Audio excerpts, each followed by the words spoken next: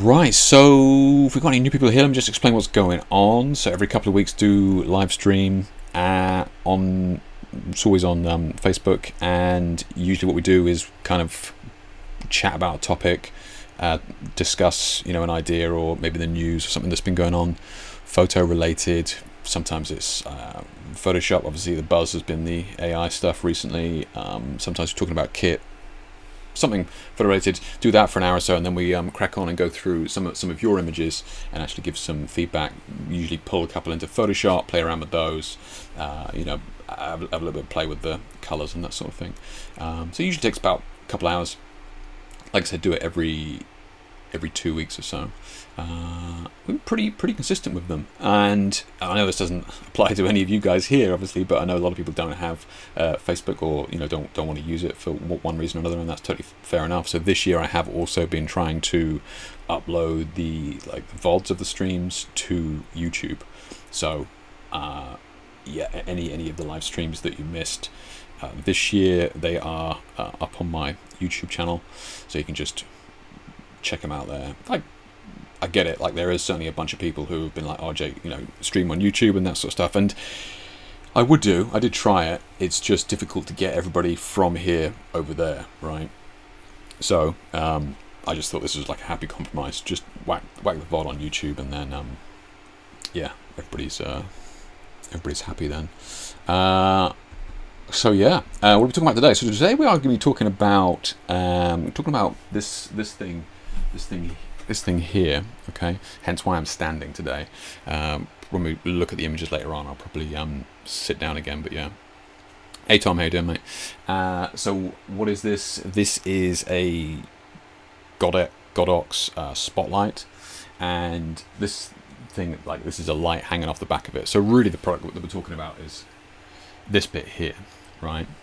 So let's just skip back to my screen here, and let's just have a quick chat about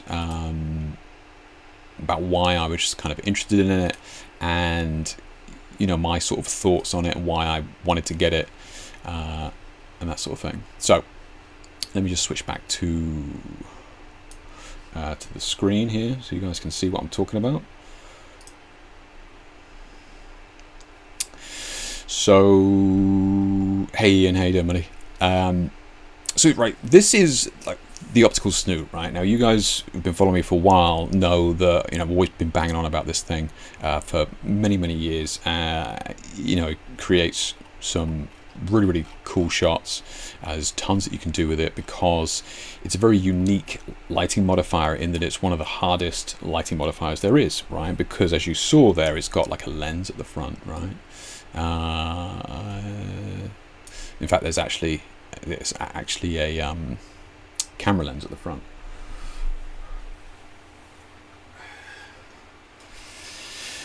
So yeah, so that's the optical snoot there, right? So nowhere near as big as that thing behind me. And the deal with this is that you use your own lens on the front here, right?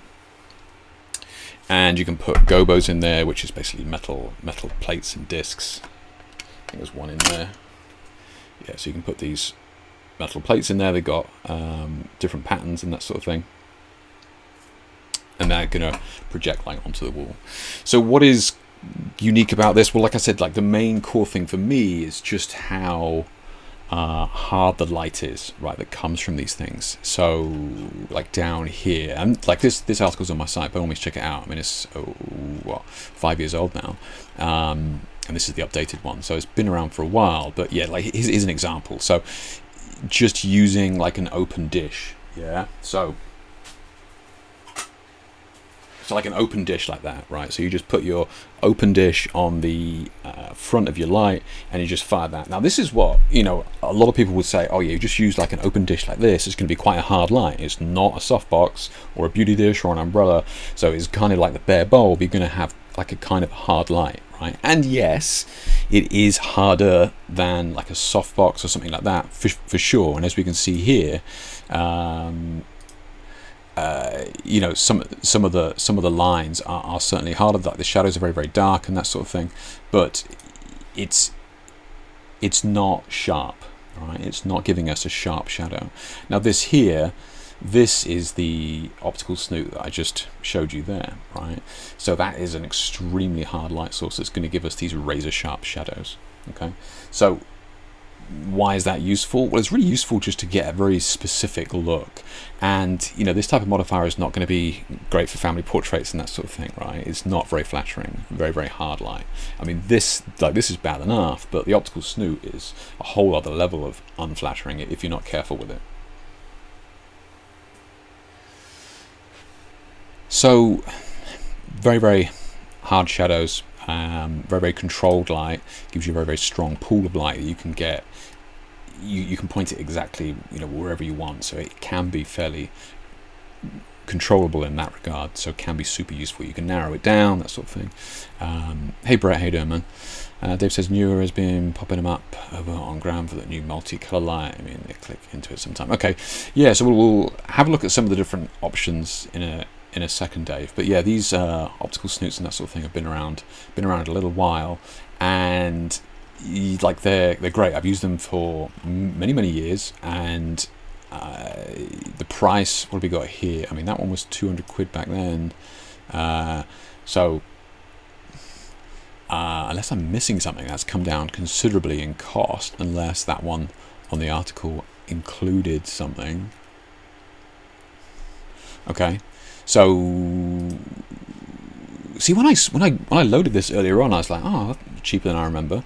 So maybe they are. Maybe they have gone down in cost. Interesting. So if you were curious and you never did, and you were thinking about getting into it, like they seem remarkably cheap for some reason at the moment. if that's a mistake, then crack on, use it. So anyway, yeah. So these optical snoots, super hard light source, but you know, you need your own lens. So you know, it's fine. I just grabbed like a cheap 50mm, you know, 1.8 lens from eBay here. You know, 30 quid, pick up one second hand. It does come with a Canon mount on the end of that, so you know, you can just get an adapter there for a few quid as well. So you know, or I think you can buy these with lenses as well. Okay, so you know, there's certainly caveats to them, but you know, and you can spend a bunch and get all these gobos and that sort of thing as well. And this is the setup. You just put it on the, so you got your light, you put it on the front of the light, and then you put your lens on the end, and presto, you can focus the light. But that's how these shadows are so razor sharp, is because it literally has a lens on the front, right? So you can get it very sharp indeed. So, and again, just showing you this article from, you know, whatever it was, 5 years ago, something like that, just playing around. Pretty good, right? I mean, nothing wrong with this whatsoever. Great results. A lot of play that you can do with it, and there's tons of shoots like this on my website using this thing in one way or another. I mean, a bunch of these will probably be using it, just to give you some idea. There you go. There's one there. Male portrait. Right, so very controlled. Yeah. So cool. So what's the issue then? You know, why was I, you know, even remotely interested in this thing? Why is it something that I kind of wanted to look at getting and talk about? Because this is really popular in the movie making, right? Cinema and that sort of thing. Lots of movie makers and that sort of thing, cinematographers, are going to use this spotlight. Okay, and it's really just a fancy version of the optical snoot that I just showed you. Okay, so let's talk about some of the reasons as to why I would want to upgrade, and why I was kind of like annoyed with some of the things that I was struggling with whilst using this. So I'll just quickly skip over to Lightroom here and show you what I mean. So this is the new Godox one. Okay, this is what I was using, and this is the optical snoot here. That you know, this, right? So now, granted, you know, underexposed, fine, okay. So to that point, it like this thing here is far brighter because of the lens in the front is a custom built lens that's designed specifically for that. So it's going to let a lot more light through, probably about 2 or so more stops of light through. Yeah, so far brighter. But this is the optical snoot that I just showed you. Okay, so yeah, I can brighten it up, but you can see this heavy vignette. Yeah, this becomes a bit of an issue when trying to maybe work on like a full body shot or a wider scene. Maybe you're on location, you know, an apartment, something like that, and you're trying to use this thing. You've got to be very careful, and sometimes you've got to put it, you've got to put the unit a lot further away so that we can really just use this central bright part here. And some of you may have this optical snoot and you go, come on, Jake, you know, maybe that's the lens on the front that you're using, right? Because yeah, it is. Remember, this is not, it's not the unit. It is going to be, it's going to change depending on the lens that we have on the front here, right? But I mean, that's a Nikon 50mm, 1.4. Like, sure, it's going to have some vignetting on it, but I've tried several other lenses, and the only way to get less vignette is to maybe use a longer lens, right? So I've got like an 85mm lens or even a 105mm lens, and you don't get as much vignetting, but you have to put the damn light in the car park to get the you know, like the image big enough, right? So as a result of that, you've got to put tons of power through it. So there are downsides, but yeah, this vignetting thing is a major issue, and you know, it's these sorts of elements that can just make an image look, you know, okay and fine, rather than just making it look super clean and crisp. So so Kai says, yeah, put it further away. It's the bane of my life. On optical snoot I bought that came with the lens. Yeah, like this is, and we're going to talk about that in a second, Kai, because it is something that I'm constantly thinking about and working with as well. And I'm sure as many of you are, especially those of you in like Asia and Europe, like me, where, you know, with like space isn't always a premium, right? Or space is a premium, and you know, you may be working in an office or even in somebody's home, or, you know, Christ, a hair salon and that sort of thing, where you're not in this big glamorous studio all the time. You don't have tons and tons of space. So, you know, what Kai's mentioning there about putting it further away is just sometimes it's just not an option, right? So there are certainly downsides that I've kind of been trying to work around. So what did I wanted to show you.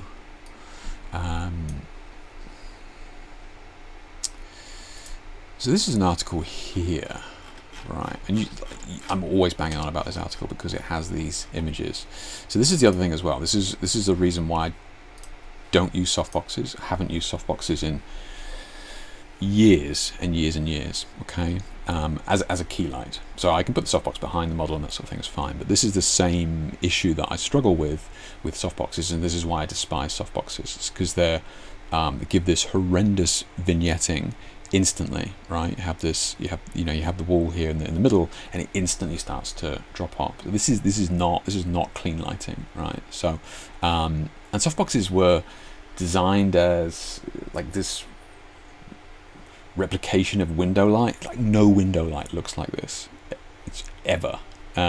So, you know, if you're going to use a key light, you know, it's like a kind of trying to make a slightly softer key light, you use a beauty dish, right? Love this beauty dish. You see immediately what we're talking about here. No vignetting, you know, almost no difference in brightness from center to edge there. Maybe a little bit, but just nothing compared to that softbox, right? And we haven't even put a sock on that yet. So this is a game changer, really. Like, and like many years ago when we started using beauty dishes, it was like night and day compared to softboxes. So again, we're looking for that clean light. We're looking for that edge to edge exposure here.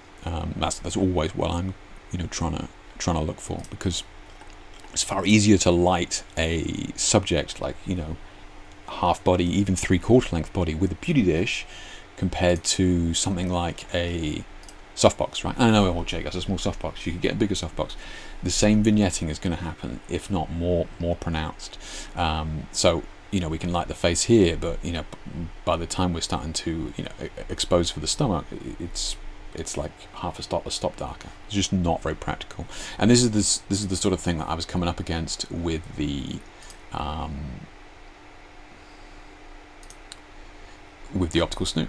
Right, this is the sort of thing that I was coming up against with that. So they were kind of my concerns, and me looking to try and address that. And doing that, like, cinema doesn't stand for that sort of, like, cinema's not going to be using that sort of vignetting. That's crazy, right? Cinema doesn't, like, one of my cinema doesn't use softboxes. There's a reason, right? So let's look at what cinema uses, and really let's see what we got here. It's like kind of like the standard for many years was this nanlite projection attachment, and this is exactly the same thing, right? You can see the unit there. You know, what we're looking at on the screen is this bit here from nanlite, and you know, this one's been around for a very long time. It's got the blades here that we can find, you know, that we can fine tune the actual gobo itself, or the, you know, like the slit of light, the play of light, and then it's got this custom made lens at the end here. Okay. Has anybody who's listening, has anybody used an optical snoot? Has anybody tried playing with one? Anybody own one? Whether it be projector or like whatever it is. Yeah. Has anybody tried playing with them? Yeah.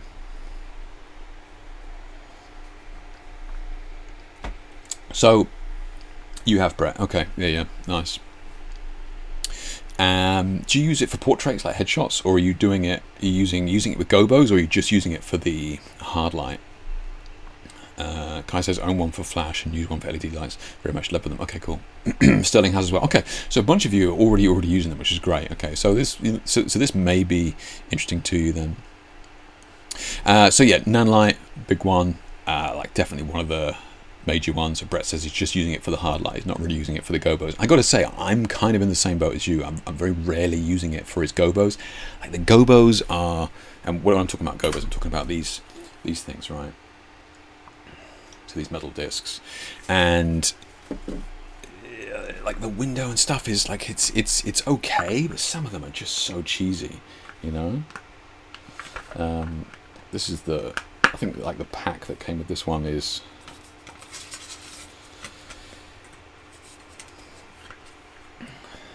So yeah, you got like, you see that? Like, what do we? Who is using that? Like, I don't know what that. Like, who is? This one is kind of like the leaves here, if you can see it. Like a leafy pattern. I can kind of see if that was like knocked way out of focus. You know, I can kind of see that.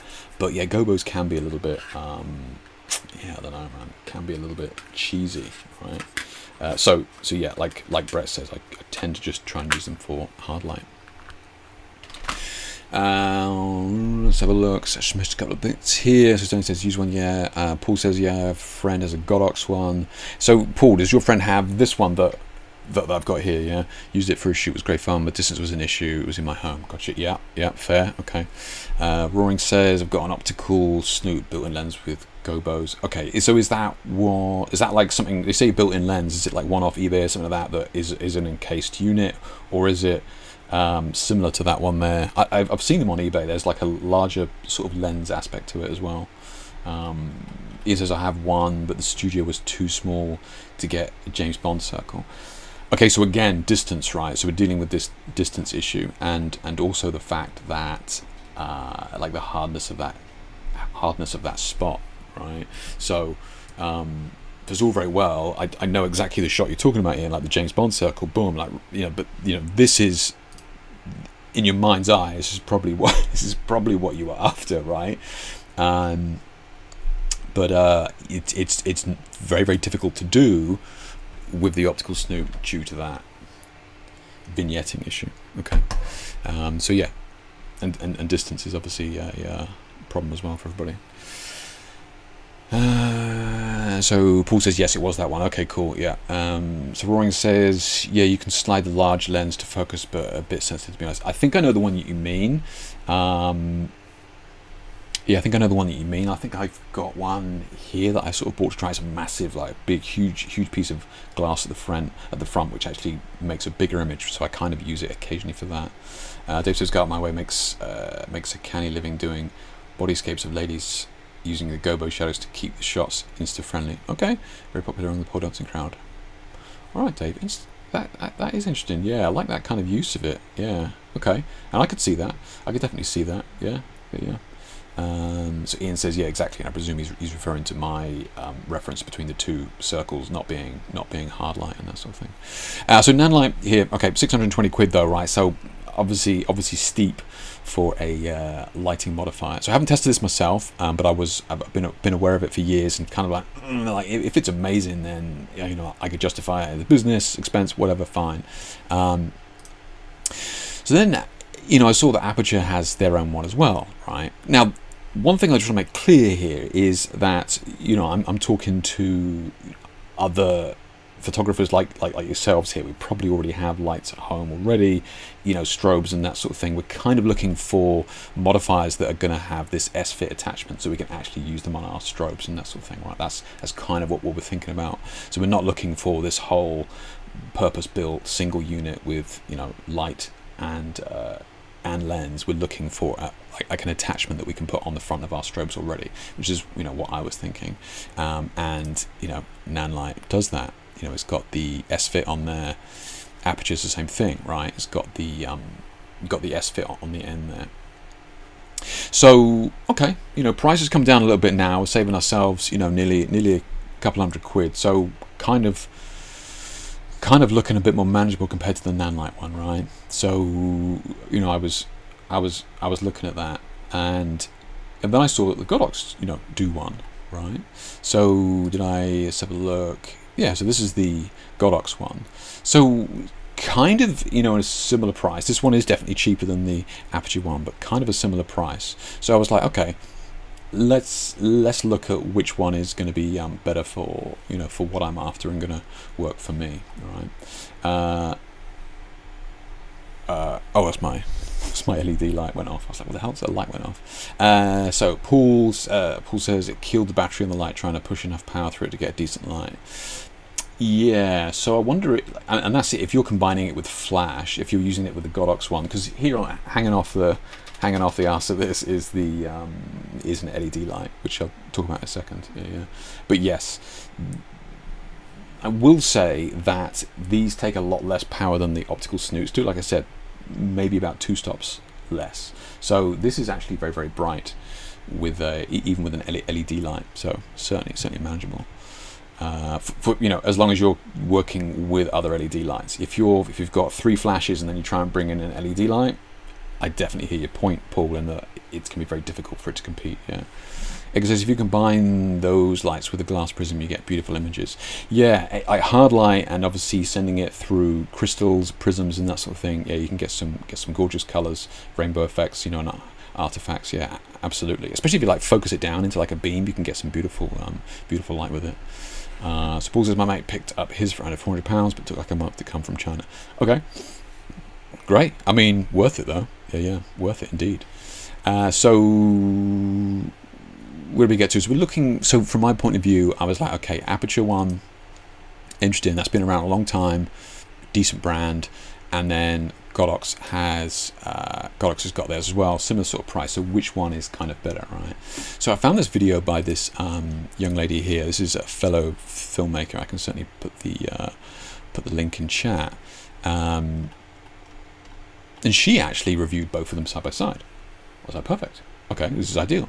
Right, so she had the Aperture one here, and then she had the Godox one here. So you guys were asking about throw distance, size of the circle to deal with the space and that sort of thing that you've got, right? So here was a very useful bit of info in that pretty much most of these spotlights come with these lenses on the end, and as you can see here with this knob and that sort of thing, you can focus it, but you can also remove them and replace them with different lenses. Now these lenses are in degrees similar to the old grids and honeycombs. They used to be in these same degrees, but the 19 degrees is going to give you a very small spot, 26 degrees, and then 36 degrees is going to be the biggest spot. So super useful for us again, because like many of us have mentioned here, you can choose which one you want here, right? So we got the 36 degree, 26, and the 19. So similar to you guys looking to work in small spaces and that sort of thing, 36 degree, hands down, no brainer. That's the one that we want for smaller spaces, right? Because that's going to give us more a bigger image, right? So it makes sense. Now there are some downsides to this with the bigger image, and that's kind of what happens with the optical snoot, right? As soon as you start using like a 50mm or even 35mm lens, so to get that bigger image, you have these very heavy vignetting, which is very, very difficult to kind of escape from. And like I said, I tried it with a 105mm lens, and cool, there's not much vignetting in terms of the the dark edges, but we have a far smaller circle to work with, and not ideal in terms of the space and that sort of thing. So I was like, look, if we can do 36 degrees, which is what I got here, and we're not dealing with too much vignetting, like, we should be good, right? So that's what I ended up going with. I went with the 36 degrees, but there was also something else that I was kind of curious about, and like she kind of doesn't really touch on it in this review, but she did, thankfully, while she was talking about something else, she did show she did show these two units sat side by side, and this is what I was looking for, and this is what I was kind of concerned about. So this is the Godox one here that I've got here on the edge, and look how crisp that is, right? And then this is the aperture one on the other side here, and I didn't even know what's going on in terms of maybe the post-pro of the video or something like that, but we can see that's got some vignetting going on there already, right? Definitely some fringing there at the edges. Not ideal, right? And definitely I don't want to spend all that money and it just be like a little bit better than the optical snoot, so it's not worth it. So for me, and I've seen some images from the aperture one elsewhere as well, like the Godox one is far clearer and crisper, okay? So edge to edge, no sort of fringing or anything like that. So again, yeah, useful. Dave says, does it feel more robust than it looks? Which one, Dave? You talk about does this feel like this thing weighs a ton? It's all metal. Yeah, this thing weighs an absolute ton. Hence why when you put it on the light stand, you're actually mounting the modifier on the light stand, and then you're using the strobe or light as a counterweight, because like you guys can see, yeah, like this is the actual lighting bracket here, and that's not on the light stand. This is actually counterweighted, so this thing is heavy. Yeah, not to mention the fact that it's got a big ass lens on the front.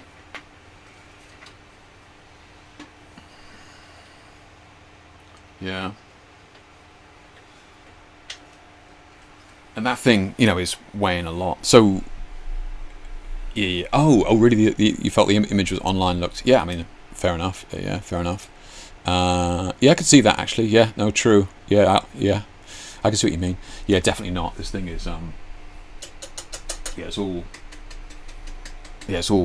very yeah, super solid for sure. Yeah. Okay, so looking at the Godox and the aperture one, then from my point of view, and that vignetting and that sort of thing. So the Godox one was kind of like no brainer, right? A little bit cheaper. I can get it here pretty easily. And as far as I can tell, it's actually better than the aperture one in terms of what I'm after. Right. Then he says, "What modifier are you talking about?" That wasn't Rotelight. Yeah, no, it's not for Rotelight. I'm talking about the Godox Spotlight attachment here that is goes on SFIT LEDs down here. Yeah. So. Couple other things kind of like that she mentioned here that I thought was kind of interesting.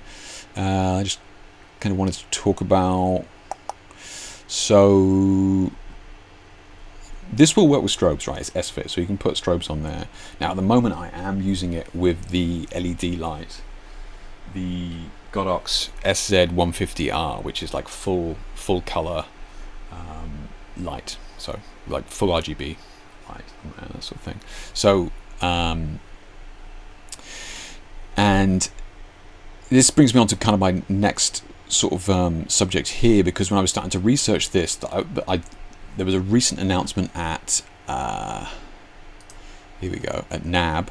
Okay, so it was only a few weeks ago, and Amaran, which is more of a, budget is the wrong word, but more of a consumer level LED light that's made by Aperture, right? So those of you that have been around a while know that Aperture, especially for movies and cinema and that sort of thing, Aperture's been around for years, incredible lighting manufacturer, and they have brought out more of a, you know, a budget line of lights branded as Amaran lights, but it's made by Aperture. Okay, so look, very sensible from a business point of view. It's like, look, there's more and more people starting to use LEDs now.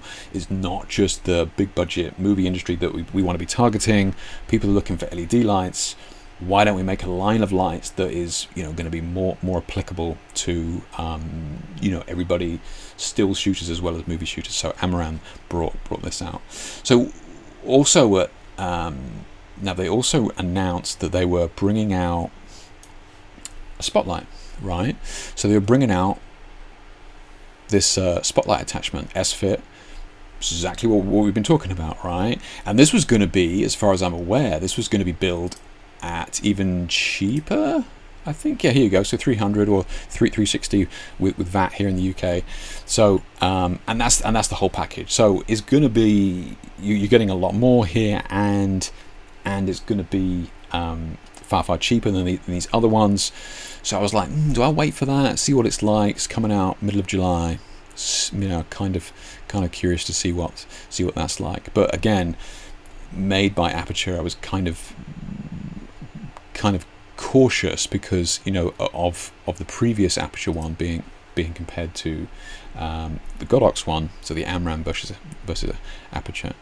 Now, one thing here, which is, I won't dwell on too much, but she did a test where she was using the Godox Spotlight, but on the Amaran heads. Okay, so those cheaper heads. So that's the light, and then this is the Godox Spotlight. So this, and then she's using the Aperture Spotlight, right? So this on an Amaran head as well. So what she's saying here is she's using the Amaran heads, and what we're getting here is just horrendous image quality on the actual output, like rainbowing, dark center, like not a great look at all. What was interesting about that is that she then went on to reach out to them, and I think they came back with, right, so they came back saying that spotlight mount was designed specifically for the 300D, which is like the, you know, like their aperture light, so their big boy, you know, pricey light. So they're basically saying that spotlight was not really designed for their budget line of lights, and as a result, different LED makeup and chips and all that sort of stuff, and it's not mixing the light in the same way, yada yada yada. Essentially what they're saying is that the Amaran lights, budget lights, not going to be able to take advantage of the spotlight fully. Now, she doesn't show evidence of this, but she does briefly just drop in the fact that she tried that spotlight with the with the regular Godox one, and it was absolutely fine. So it did appear to be the spotlight itself. So what I mean by that is, she said that she shone the regular light through this, and it was absolutely fine. So as far as she was concerned, it wasn't the Amaran lights. The Amaran lights are absolutely fine. It was the actual projector or the spotlight itself. Even though Aperture are kind of saying, yeah, it's the Amaran lights. They're not very good. So again, it was further evidence to me that this thing from Aperture is probably not going to be worth waiting for in terms of quality wise. I don't know, I haven't tested it. Could be completely different, could be amazing. I haven't tested it. By all means, wait and see what it's like. But again, because of the previous aperture spotlight, this is made by the same people. I was concerned that it was going to have the same very very concerning quality here, right? So yeah. So actually, here's a shot. Sorry, I didn't realize that she included it. Where is it?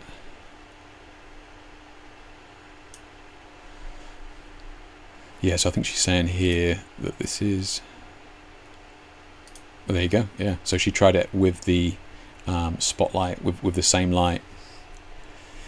Yeah, same light, and this is far clearer. So again, I think it's the spotlight itself, not the lights, that's doing that. So again, further evidence to me that getting the Godox one made sense. Yeah.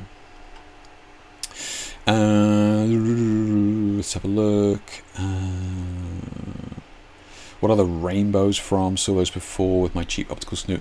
Yeah, the rainbows are kind of like a chromatic aberration that happens with lenses, and it can happen with cheaper lenses as well. I'm not saying that the lens you used was cheap or crappy or anything like that, but because we are essentially shining light through it and then just blowing that up, right? The lenses are never really used to blowing up an image that big. The lens is used to shining an image onto the back of a chip. That's really what that lens is for. We're kind of using it in reverse. We're sending light back out, and as a result of that, when we expand that, you like the chromatic aberration is far more noticeable on those on lenses.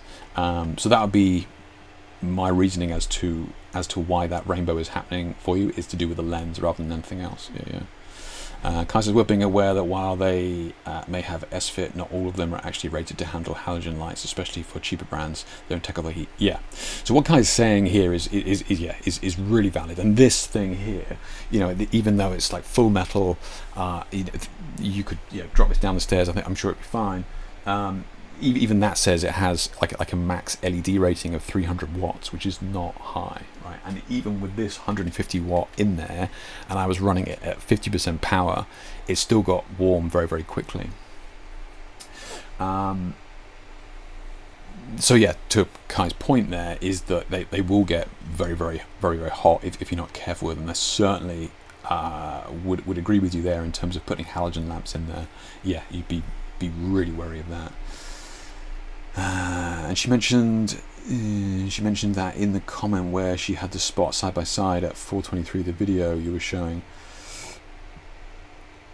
Gotcha. Okay. So that's pretty much what we're talking about there. So yeah, so she's talking about those rainbows here. Yeah, exactly right, Brett. So what she's saying here is these rainbows here are coming from the lens. That's and although she was being, in my opinion, sensibly diplomatic when, especially after she reached out to Aperture and they essentially not blamed the lights, but said that the lights were cheaper and hence couldn't take full advantage of this high quality spotlight from our professional range. She did exactly the same test like moments later, just by changing, and the rainbows are gone because she's using the same light but she's switched out this. So further to that point, it is the lens itself that's actually creating that. Yeah. It's not a bad photo of Jupiter. True. Yeah. Yeah, sorry, I was really convoluted way of me saying that, so I apologize for that coming out jumbled. But yeah, essentially she proved it visually to us without saying it, without being harsh in any way. But yes, it's the spotlight, not the light. So yeah, even though she didn't kind of say it, it's there in the images, as it were. So yeah, so that's why I was came back to this one, right? So perfect. So now we've got something to really sort of work with and play with. So I reached out to the guys at Essential Photo there, PIXAPRO. I said, look, would you mind sending me one to demo, maybe have a play with, review, etc. They were like, yep. So I do have to give it back, but I do think I will be buying one because I've only done like an hour of tests with my very patient wife over the weekend, and I was instantly blown away. I'm going to show you some of the some of the sort of things that I was playing with, and how much and how versatile this is, that I think that we could be kind of overlooking. Definitely worth considering. So like I mentioned, like this thing, how much does this weigh? Does it actually say how much it weighs?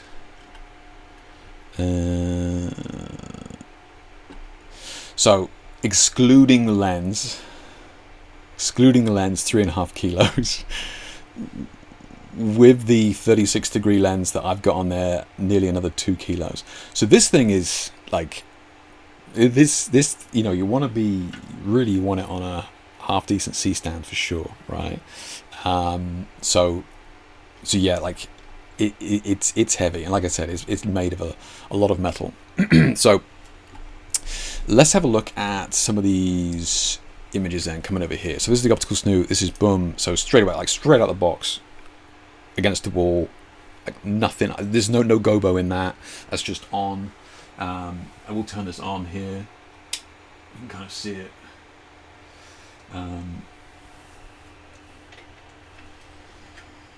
So like I mentioned, you can kind of see that, yeah.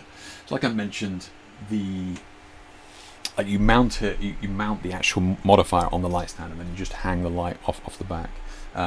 Those of you that were curious, this is the Godox SZ150R, so this is the full RGB one here, and obviously we've got our blades here that we can kind of play with.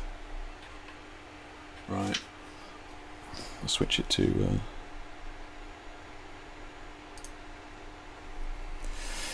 yeah. So you know, you've got the blades here that you can play with, narrow it down, etc., etc. Pretty standard. So straight out the box, that's what that is. Just all the blades opened, okay. And I mean, I have the benefit here because it's LED. You know, I can just. This is to just give you some idea that light is at 1% at the moment. But yeah, so obviously because it's LED, I can just immediately switch all the colors very quickly. And then in the top there is where you put the gobos. Okay. So pretty basic in terms of what you're used to. If you're using a optical snoot already, you know what you're getting in for.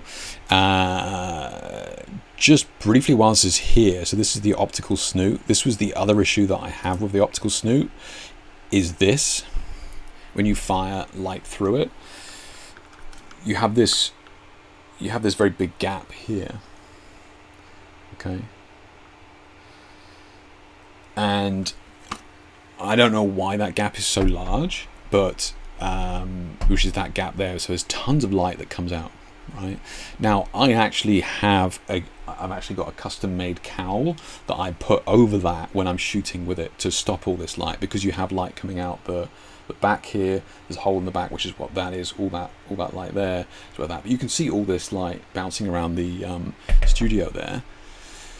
There's a lot of light that bounces around with this. So, and again, I think they're super paranoid about heat and that sort of thing. So they're being very wary of making sure that it's very open. But this thing spills light everywhere. So without, like I've literally got like this is snood thing that is meant for a scarf, but it's all in one unit, and I just put it over that just to lock it in. Obviously I turn all the modeling bulbs off when I'm using flash, so it's not overheating and that sort of thing. But that is the other issue with that. This zero light leakage, but this is what Kai was saying about it getting hot. That's the downside, right? Is that so there's zero light comes out of this anywhere. It's all super encased. Like these, even the blades here, very minimal. I think it's got like a door on the top that you can kind of maybe open for heat and that sort of thing, but I can't see any other reason for it, seeing as the gobos fit in somewhere else. But yeah, so no gaps at all, so no light spilling out, so already really cool.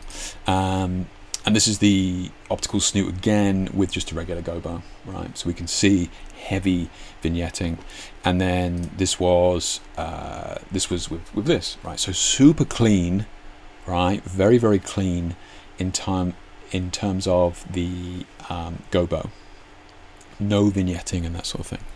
And there's there's one other downside of the 36-degree spot being slightly bigger, and that's a tiny bit of bowing in the straight edges. Just something to be aware of. Like, it's not gonna bother me too much because all this stuff is going to be out of focus. It's not going to be straight on. I'm not doing any sort of logos or anything like that. But yeah, that was the Gobo that I used. So yeah, super clean. Yeah, super simple to to get edge to edge exposure. I just took a picture of this because like, this is so weird. Like the way that you attach it with the S-Fit, like this is on the piss, right? It doesn't go like. I don't know if you guys can see that in the video, but like this is going straight down, and then you hang this out the back, and then this is off to one side. Maybe there's something that you could unscrew and align them in there, but it is what it is. It's a minor thing, but yeah, this image here just kind of shows that this is straight, and then this just hangs off side. Kind of weird, but even more weird is the fact that these are both Godox units. So you'd think that they would line up, but anyway. Again, just playing with the colors, you can see just instantly very, very clean colors, right? No, not too much vignetting anywhere or anything like that. Colors are super clean. No hot spots or anything like that. Super easy to manage. So yeah, all good there. So what I was kind of playing with then was, and this is my wife very patiently stood in here. Don't tell her I showed you these because she didn't have any makeup on. She'd absolutely murder me. But yeah, so she very patiently just stood in here for me to kind of play with this. So this is what I'm doing. So you can see that I've actually mounted this spot on the floor, right? And I've made it into a square.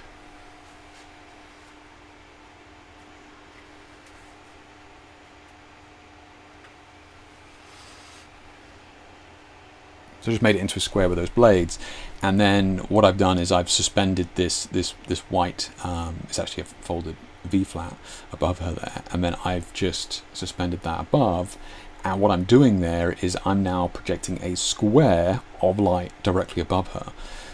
Now this kind of came to me by accident, really, when she kind of walked. This was just set, and she kind of walked underneath it, and it was just saw this light. Kind of looking at it, looks really beautiful. It's because it was pointed at the ceiling. Anyway, I just brought this down a little bit lower, and then now I'm just playing with her, sort of just stood under this kind of spotlight, right? So why is this interesting? Well, it's kind of interesting because there's no vignetting. Like, you could suspend a softbox up there, but it's going to have a hotspot, right? So this is a very, very clean light. The other thing is that we have a very, very large catch light in terms of the actual size of light above her. Now, I made that kind of small to kind of like narrow the light in, and you can see there it's just a little square above. But you can move that further away, you can move it closer, but it gives this beautiful drop off of light and beautiful highlights. And you can see the size of the specular highlights, because we're actually dictating the size of the reflected light there. Okay, so we're not using a spot above, which is like really hard and that sort of thing. We're actually making it so that we have this really uniform, singular, no hot spotting at all. So this is like literally suspending an LED panel above her head. But we're using this spot, and it's mounted on the floor.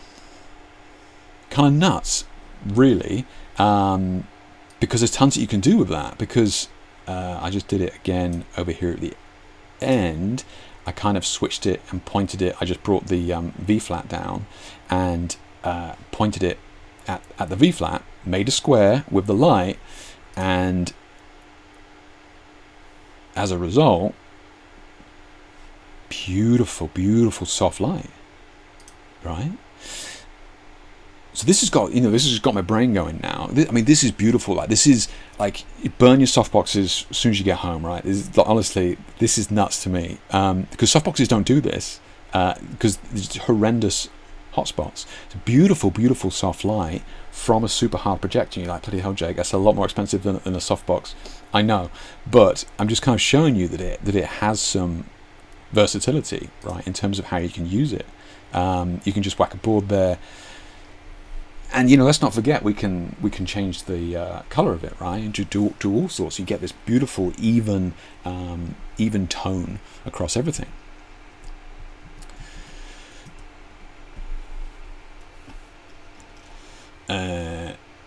Oh shit! My wife's here. Hey darling, thank you so much for letting me use the images.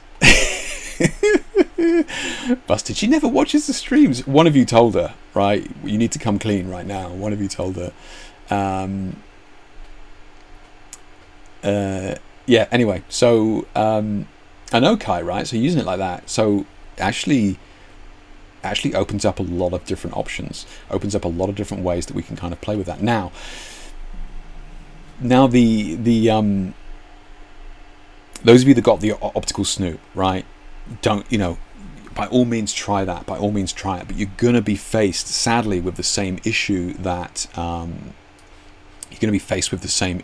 kind of we were talking about before, right? This heavy vignetting. So yeah, by all means try it and have a play and that sort of thing. Absolutely, if you've got the optical snoot, by all means play with it. But you are going to be sadly plagued with the same issue with regards to using a softbox, right? Which is this heavy hotspot, right?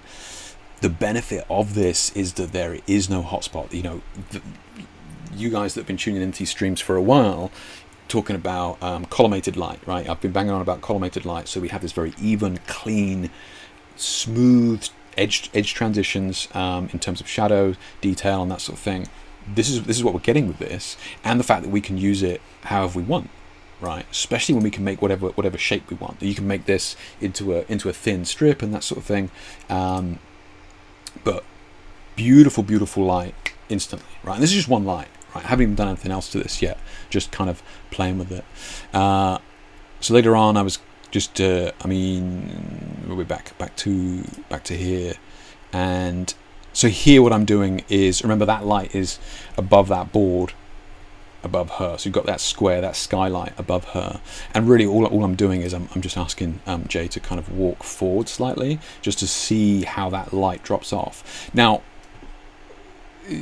I'm not saying this is perfect in any way, but I do want you to pay attention to the specular highlights, right? I want you to look at like the depth of specular highlights here in terms of the shine. Now with the spotlight you don't get these huge specular highlights because you're not getting that massive reflected light source. So again, you can use this to your advantage massively. Now we could make the same size square, but we could maybe raise the ceiling up or raise that white board up, right? So you're going to have less of a, you're going to have the same kind of light drop off, but you're going to have a smaller specular highlight because you've moved it further away. So like there is and again she's kind of like moving just even, like almost, you know, moving right out in front of it now, you know, so it's like the shadows really coming behind her, and then I'm just kind of like filling it in a little bit now. So I've got that light above and I'm just kind of filling it in and then playing with color. So here what I'm doing is I'm just using the I'm using the Rotolight EOS 2 Pros. I've just thrown this color into those shadows, right? So now we've got those colors filling the shadows. So we've got our skylight above, and then we're just filling in those shadows beautifully, right? Boom, job done. 2 lights, easy. And like I said, because we're using the Godox, whatever it is, 150, whatever it is, forgotten already. SZ150R. I wish they'd give it something like Percy or something like that, right? Percy 150.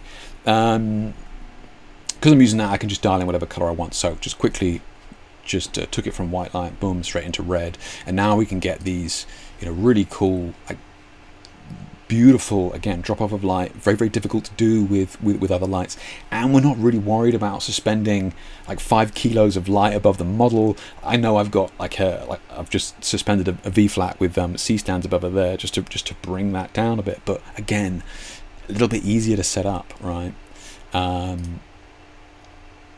So here I'm just playing with gradients and stuff here, which I'm gonna do more of.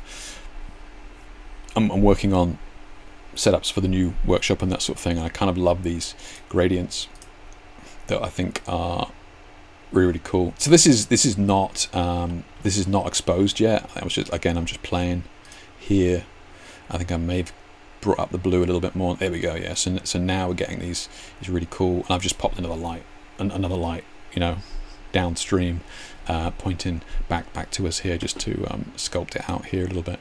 But just super simple, beautiful gradients of light here. And again, those gradients really only possible with hard light. Right now, you've got to manage it appropriately. I'm not going to go into that today. I'll save that for the workshop. But like managing these gradients like that, you can do some pretty cool stuff.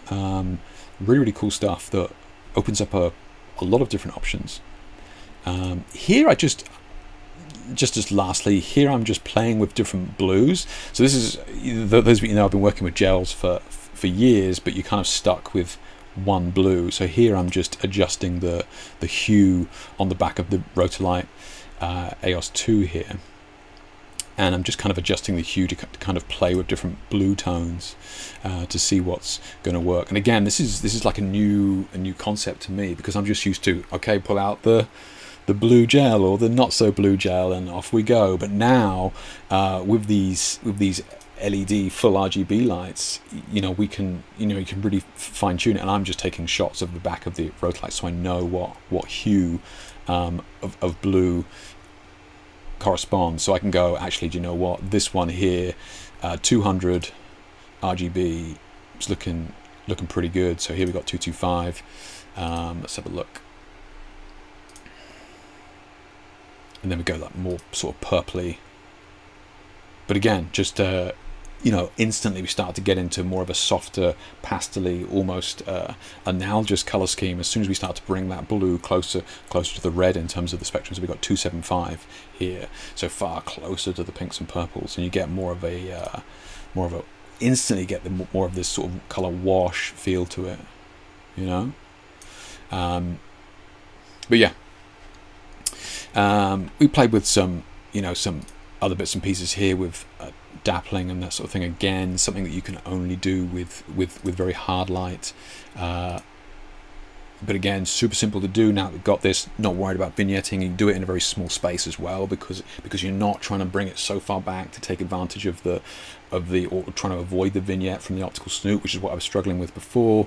So that 36 degrees is manageable, absolutely manageable in a small space. Yeah. So if you were curious, looking to get it, I'm definitely going to recommend the 36 degrees. The only reason I would say is if you were worried about not getting the 36 degrees, and because you were worried of one thing, it would be the slight bowing that we get, the slight curvature that we get on the 36 degree, which you wouldn't get with the tighter lenses. So like the 19, you would hardly see, probably wouldn't see anything at all. So if you're doing like logo design on the back of like a corporate headshot or something like that, you would probably want something that was not going to be bowed in any way. You probably want to be going for like maybe the 26, maybe even the 19. But yeah, and again, S-fit, so you can just throw a strobe in there, 500 watt strobe, turn the modeling bulb off, and just absolutely just send it in terms of power. Yeah.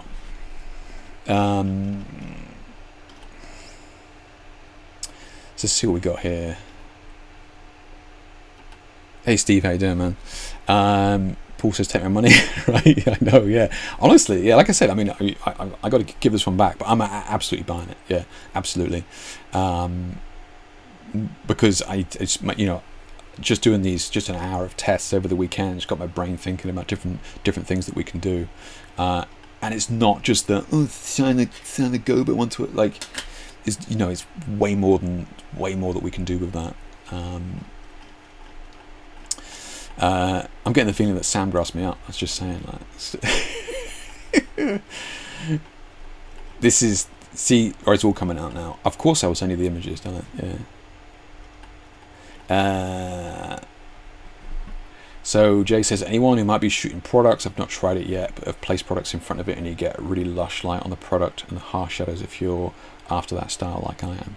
So yeah, so Jay, my wife, does a lot of product shots, like beauty shots, with like sort of smaller sets and that sort of thing.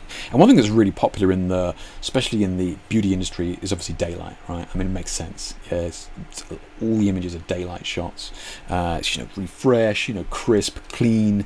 But those of us in the UK, like, that light just really doesn't exist. So like, this is one of the closest ways that you can get to that very super crisp daylight image, daylight light in the studio.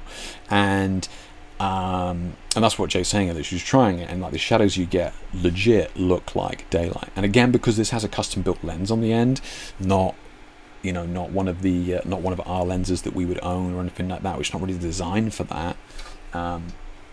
Remember that the lens at the front of this is very big, right? So it's like big as in big like that. These lenses here are small, so that when they're enlarged, any sort of chromatic aberration, that sort of thing, like the rainbowing that we spoke about before, is really exaggerated.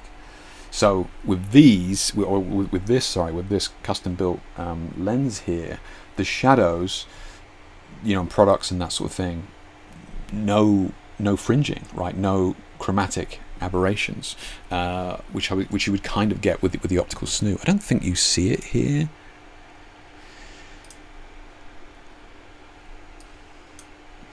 Yeah, you don't really see it here, but these shadows are very, very clean when you have something against the background.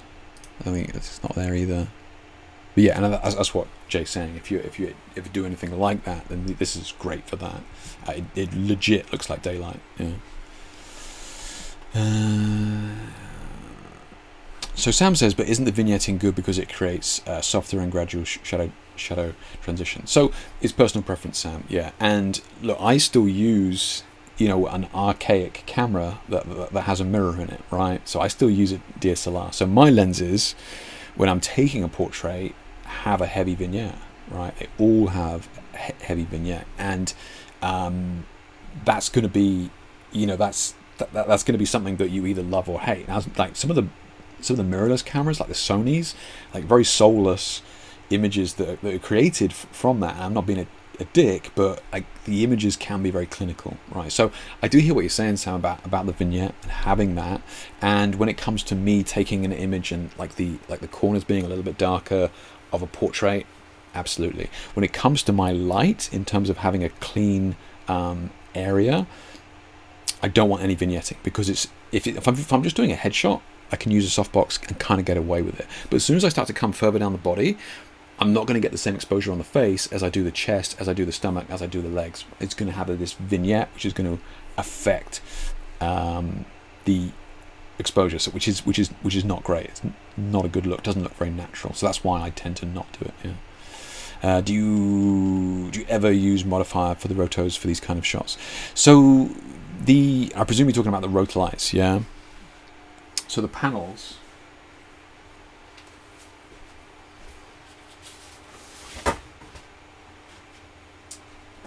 So the rotolight panels, right? Very difficult to modify those because they're already very big to begin with. So the benefit of them is that they create beautiful light, just absolutely gorgeous light, straight out the gate. You don't need to modify them in any way, and I very rarely modify them. When I'm using them, I really don't modify them, because you don't need to. So what that means, I mean, and that they have made, and Danny will probably tell you, they have made like attachments that you can put a softbox on them and that sort of thing. But again, all you're doing is kind of taking away from the quality of light that they have. I get it from a business point of view, that like they've made this modifier because people are asking for it. Here you go.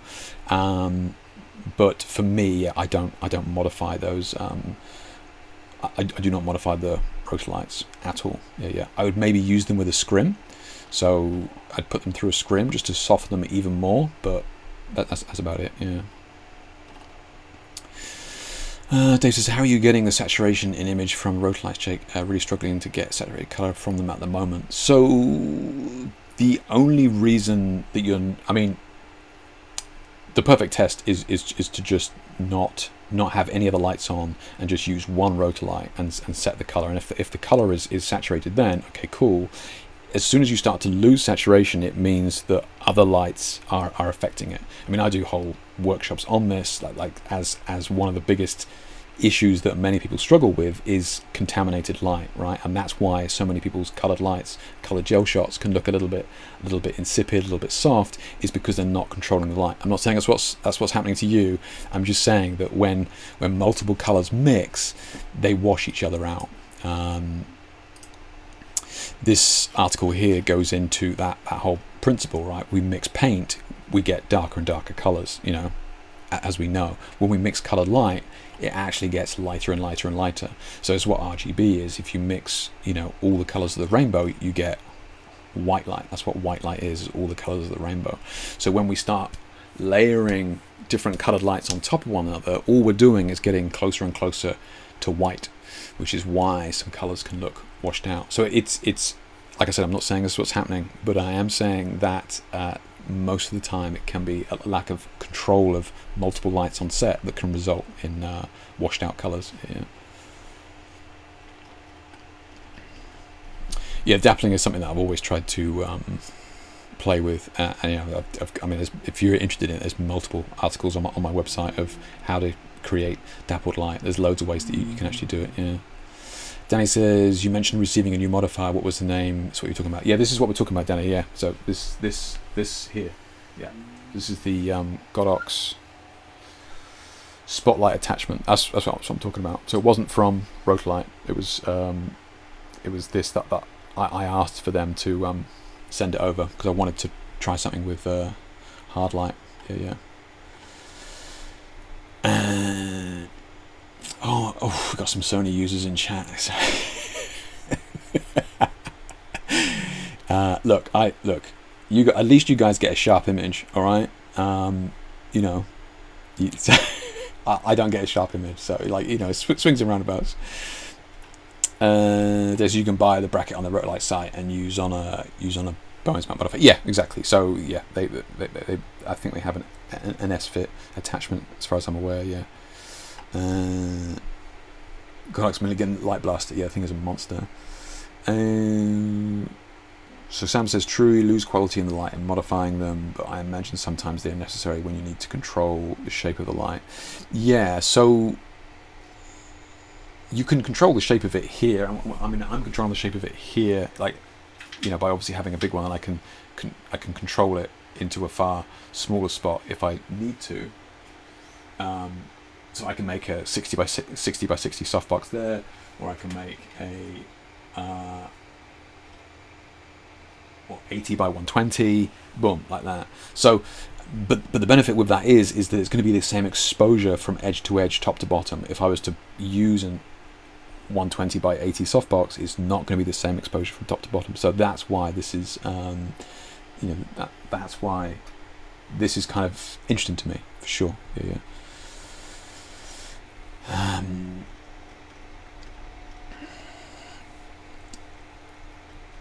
See, there's a lot of Sony users out here, man.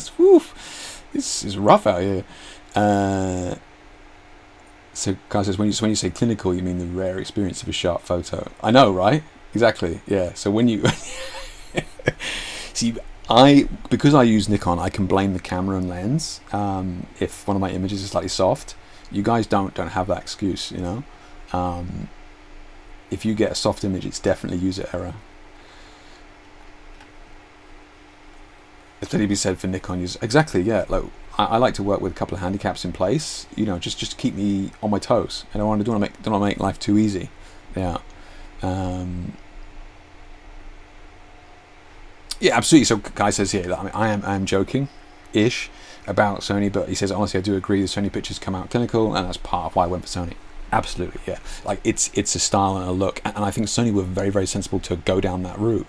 Like Fuji is like kind of that bridge between the two, in my opinion, that they are incredibly crisp and sharp, but they do have a little bit of that nostalgic look to the images, and Sony has gone very, very sensible. Like if I was shooting still life, if I was a food photographer, I would switch to Sony tomorrow. Yeah, same as if I was a wedding shooter, I would switch to Canon tomorrow. Right? I think there are different cameras for different disciplines. For me as a studio shooter, the way that Nikon deals with certain colors, especially shadow detail with certain colors, and gradients. I've done a lot of tests that you can see on my website. It's yeah, I have to say that the Nikon deals with that really, really well. I'm digging that big hole so I can throw all the Sony cameras in there. It's alright, Roaring, I got this. Yeah. Yeah. You are a Nikon user as well, Roaring. Nice, nice. What camera are you using, Roaring? I'm using the, if anybody's interested, I know there's only one Nikon user in chat, using the D850, yeah. Right, so, what, I think that's kind of all I wanted to rant about and kind of share with you on that. Let's see, yeah, here we go. So yeah, so, kind of interesting playing with this, looking at not only what it does, but I just wanted to sort of take a moment to kind of explain to you as to why I was interested in this over the other, because there's plenty about out there, right? And I haven't used the Nanlite, but again, like, for me, I bounced off it because of the cost, right? It's like, well, you know, look, if it's as good as that, I would probably, and that was the only thing that was out there, I would justify it, because I think that these can do a lot that that maybe I wouldn't have been able to do before, you know. So yeah, the Nanlite, the aperture has been around for a very long time, and look, you know, not poo-pooing it, but there was certainly evidence out there that suggested that this may be fine, but you know, when you put it side by side with maybe the Godox one, it was kind of struggling in terms of what I was after, right? So you can see, you know, like this sort of fringing that we have here on the aperture one. So yeah, so for me it was really a no-brainer. But again, if you're not you know, willing to jump ship yet, keep an eye open for this, the Amaran Spotlight, which is coming out later this year, again by Aperture. So it looks like a completely different design. Could be amazing, right? Could be fully updated, could be outstanding, and could be even cheaper than the Godox one.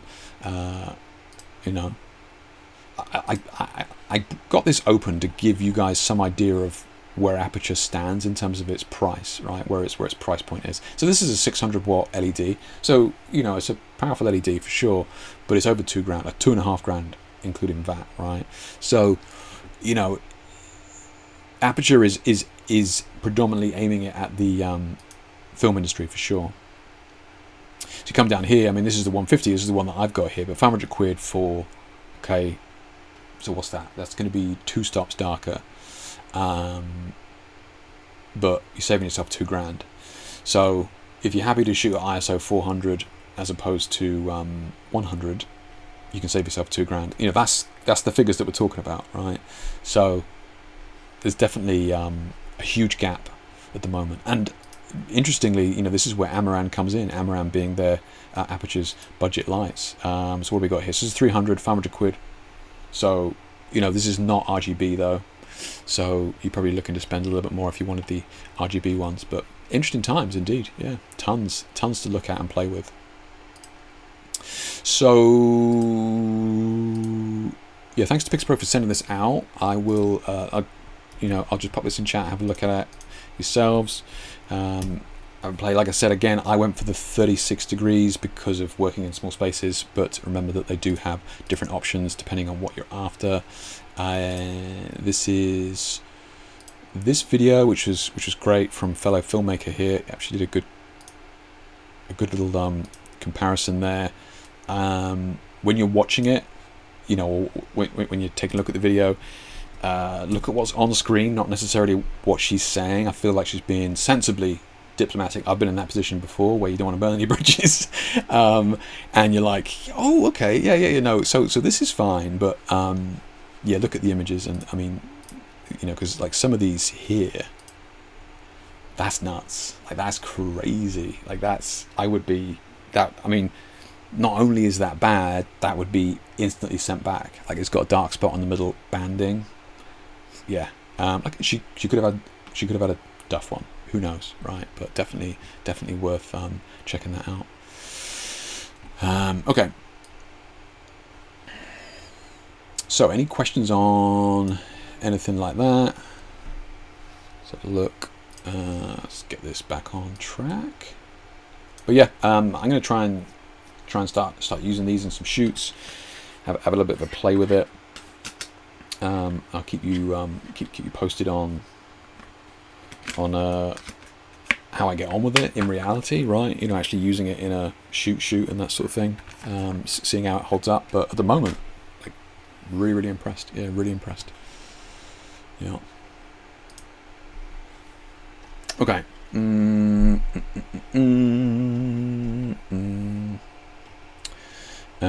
Our Roaring says using the G500. Okay. Sony user spending thousands on sharp GM lenses, then puts a diffusion filter on stuff in the image. So true, man. So true. Yeah. Welcome to the nostalgia era. Yeah.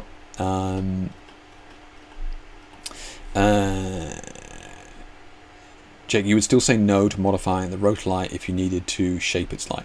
You can't really shape the light of it, Sam, because it's already so big to begin with, right? I won't go into it too much detail here because we'll get off topic, but where is it? Might not even be here. I kind of want to just show you. I don't know if I've got it.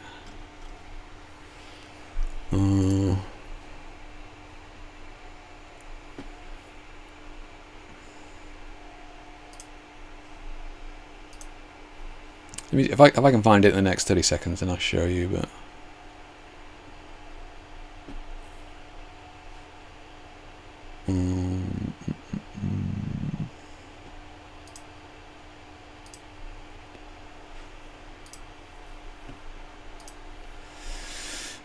let's have a look.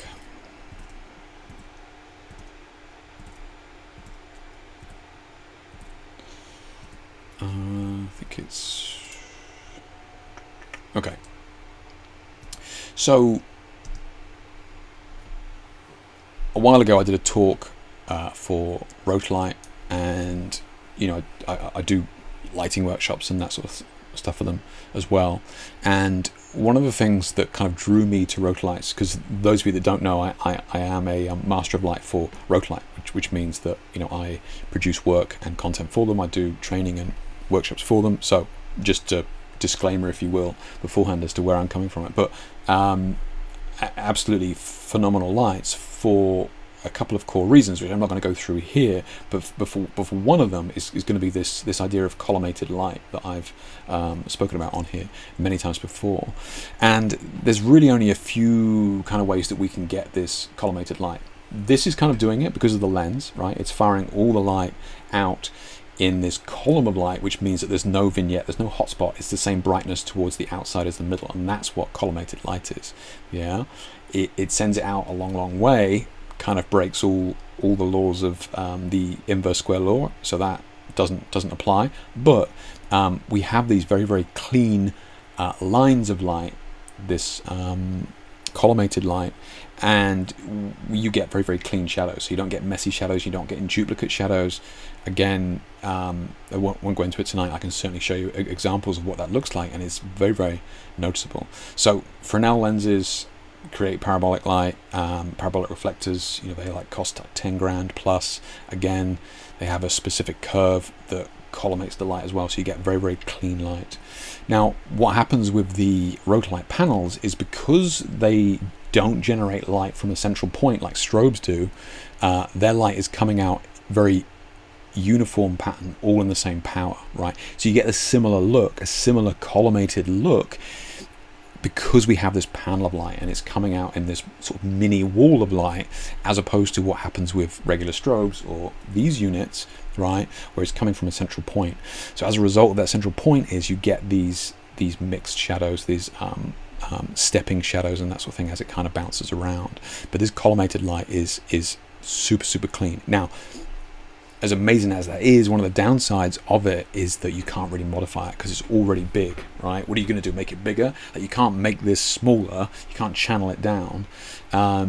So it's already soft because of its size, so you can make it softer, which is what I do by using a scrim and that sort of thing. So if I was doing portraits, if I was just doing beauty portraits and that sort of thing all day, every day, these lights are outstanding. Like, you can't go wrong with them. They're so simple to use. And here we can see, you know, we have this very clean, even tone of light all the way down the body in a very small space. Like, these lights are just out of shot. This is shot in a very, very small area. And because of this sort of larger panel being an even spread of light, we're able to get a very clean edge all the way down in terms of coloring. And look at the drop off of light on her body here. Absolutely beautiful. So very long and convoluted way of saying that no, I don't shape the lights from Rogue lights, because I'm using them for the beautiful light that they produce straight out the box. That's just the truth of it. Yeah.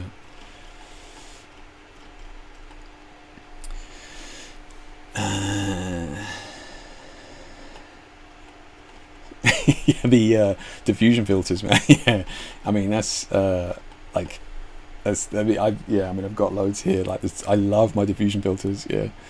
Thank you, Steve. Yeah. Textum says, Master of Light gets his name embroidered onto Rogue Light bags, don't you know? Oh yeah, that's right. I do have my own. I do have the bag. Yeah, Master of Light bag, my name on it. Yeah.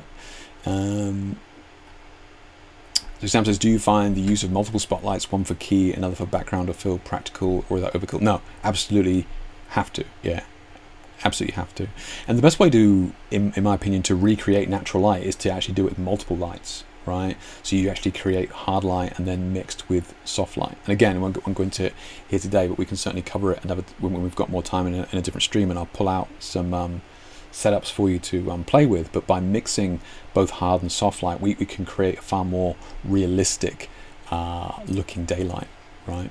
And this article, if you haven't seen it, kind of looks at that, right? Because when we're in a room, so this here, for example, this kind of very crude example, but like guy standing in front of a window, this is what happens to the amount of light in that room. Like, there is actual light in the shadows.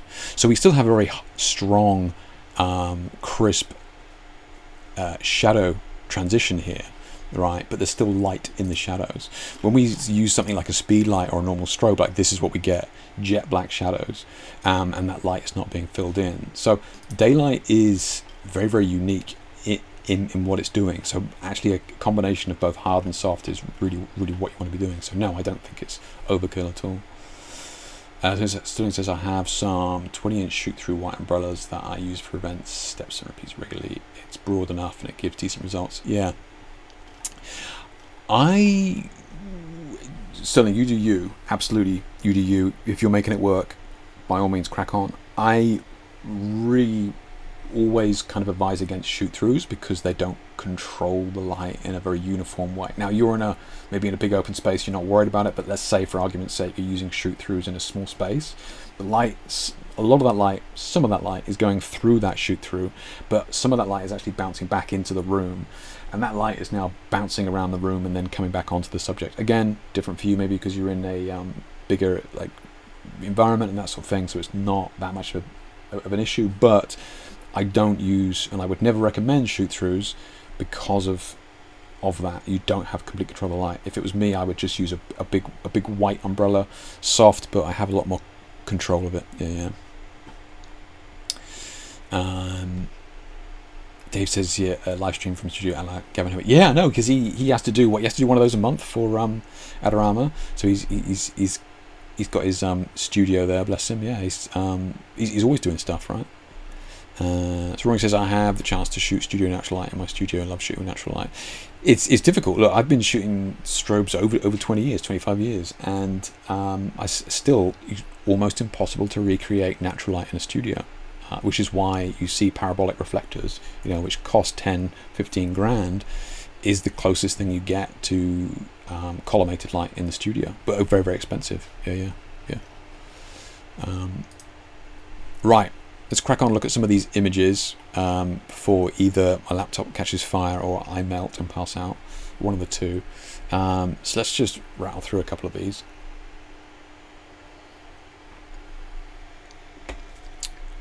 So, with time in Lightroom, let's turn that. Let's get rid of that.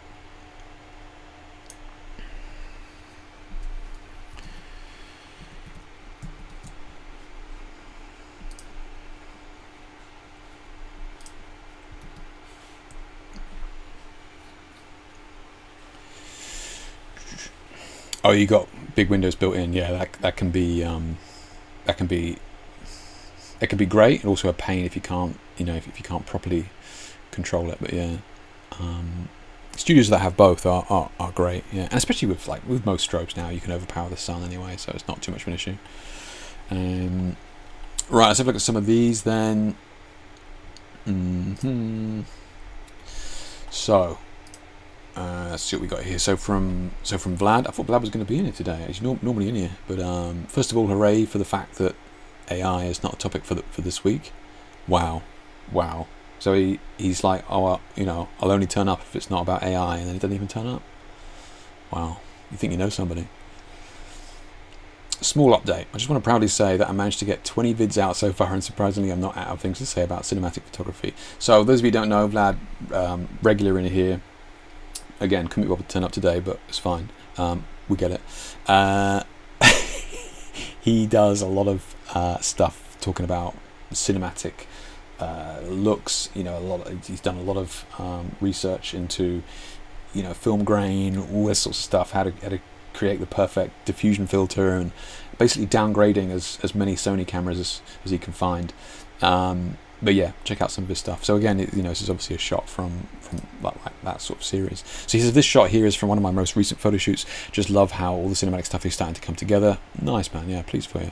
This newest obsession of being able to shoot 1/150th of a second, so there is a tiny bit of motion blur in the shot.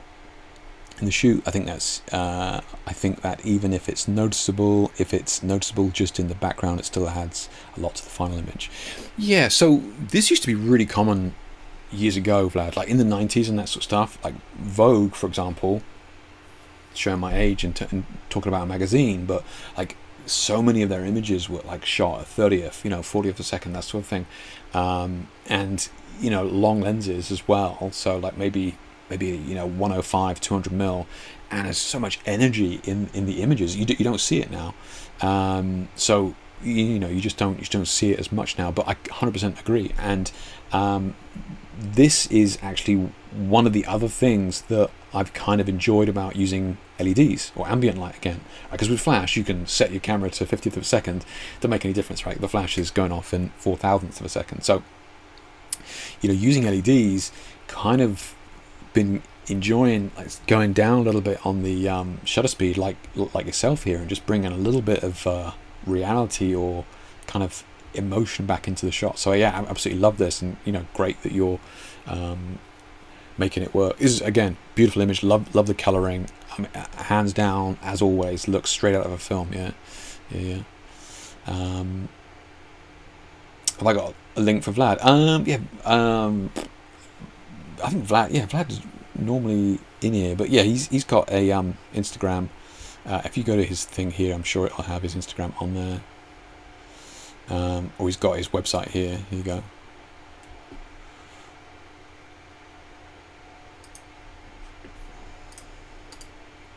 Have a look. Holy shit. Let's not post that. Just go to it yourself, right? Facebook was getting jiggy with that one. Jesus.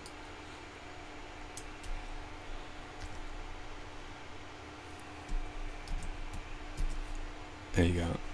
Okay, he's not even here, and I'm doing his bloody marketing for him. What the hell what's he like? First of all, he moans about AI streams, and now he's not even here. Christ. Right, that's enough about Vlad. So let's have a look what we got here. We've got Dave's shot up next. Original image lacked space, small studio. I can sympathise. So expanded it in Photoshop with generative AI. I love how it matched the dress in and that spot of light. Original in comments, maternity shot during a pole school shoot. Godox 8200 Pro left and 90cm soft left strip softbox right for highlights. Okay, so what Dave's saying here is he expanded this from this. So this is the original. It's not every day you get to shoot maternity on a pole. Yeah, like fair play to her, man. Nuts. Like I feel weak just looking at her. Bless her. AI let me build a shot, and as I would have loved. AI let me build the shot as I would have loved to have done so had I had the space. So yeah, so looking So AI obviously added that space and added in extra dress and that sort of stuff. That's cool, man. Yeah, really, really cool. I bet she was over the moon with that, right? She loved that. Yeah. Yeah, no worries, Steve. You know, nothing's too much trouble for Vlad, you know? Christ, Sterling, I thought we were about to get banned then. I just clicked on that.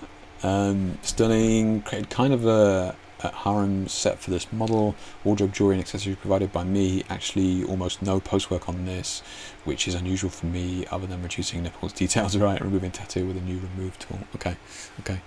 So again, what Sterling's doing here, you know, playing with multiple lights and colors. So we got this light from above, you know, getting that pose, you know, that sort of that nose and cheekbone sort of pointed up there, so you know, having it nice and flattering on the jawline there, and just having that light fall down the body, and then separating the subject from background by having some lights back here as well, which is really nice. So we've got like tons of layers here, Sterling. You know, we've got the material, we've got her, we've got this, then we've got the background as well. So we've got multiple layers of stuff going on here, which is really cool. I might be tempted in post just to bring up some of these heavy shadows, just to ease up some of the blacks in there, just to see if there's any data back there, just to soften it up just a touch, just so that maybe we can see just a tiny bit of outline on the model here. You know, just a little bit of extra separation here. But otherwise, yeah, really cool. Yeah.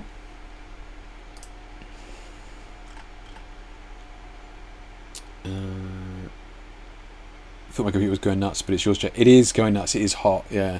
So it is the fan from this laptop, but it is also, I've got a fan on in here as well, because I'm melting.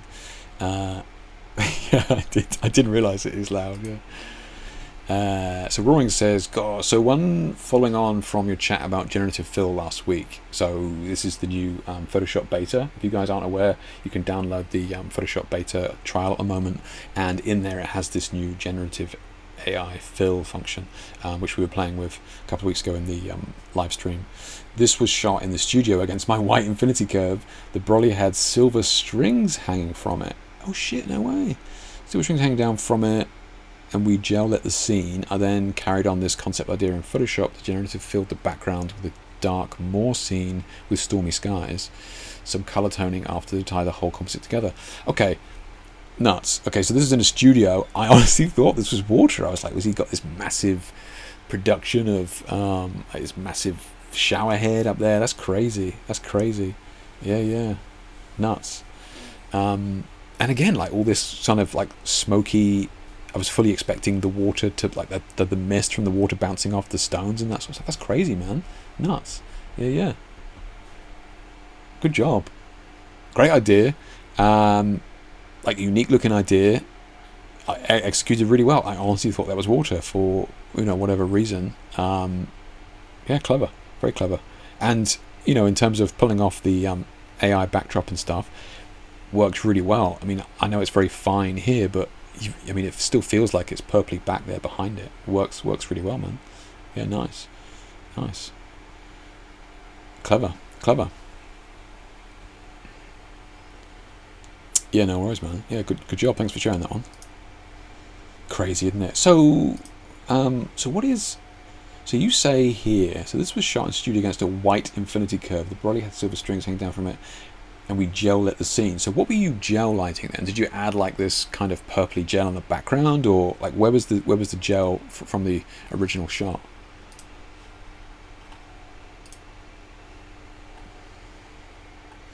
Paul says there's tons of images you're not seeing on that list of images.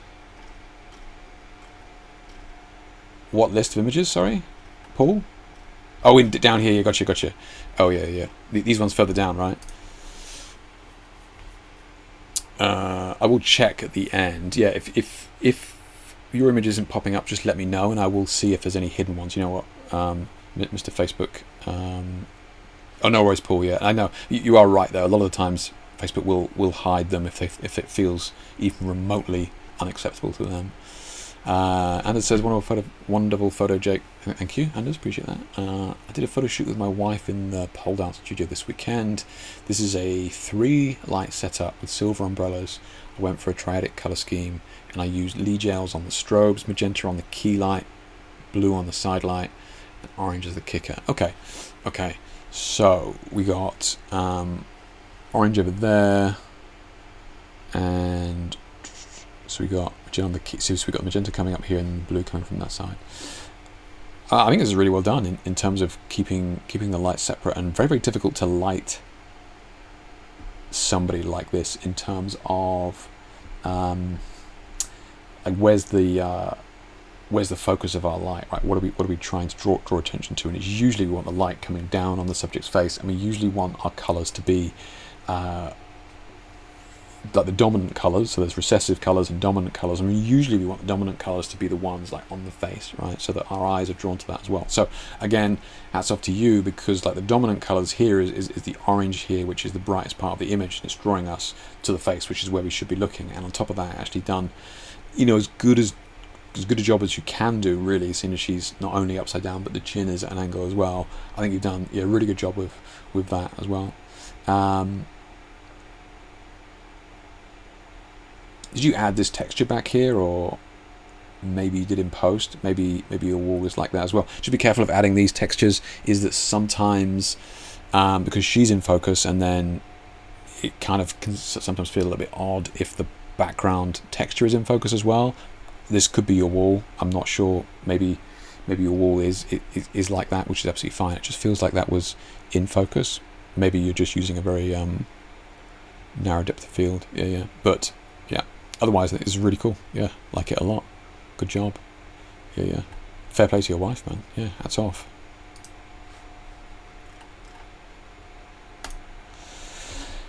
So we got here. So Roaring says, so the blue and purple gel on either side. Oh, okay. So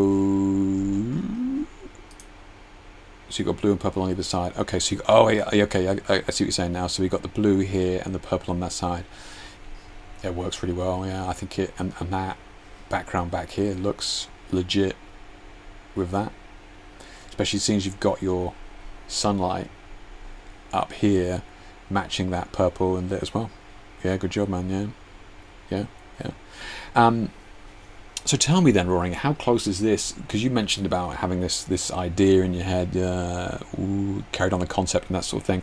Like, how clear was this concept before you picked up the camera? Did you have this like really laid out, or were you playing with the generative AI and you sort of came across this, sort of grew this idea with the help of generative AI? Was it or is it a mix of both?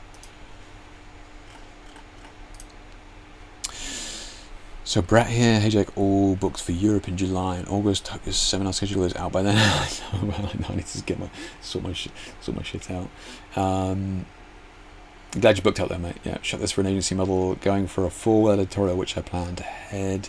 The model had really fair skin, so I boosted the warmth a fair amount, which seemed to make the image look better, perhaps mainly because it tied her skin in with the leaves and red lipstick. Not sure, any ideas? So my immediate kind of reaction on this is the exposure of this.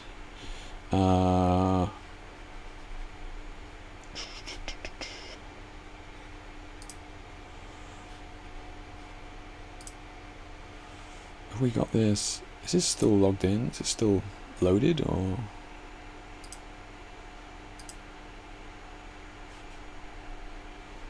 Is it opening?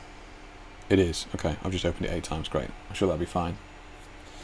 I'm sure the stream's not lagging at all.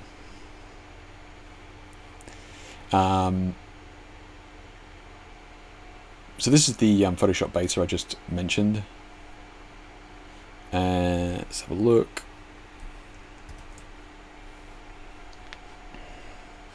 Oh, actually, so this shot here was kind of interesting. So I actually used generative AI for a purpose the other day, because I clipped the elbow.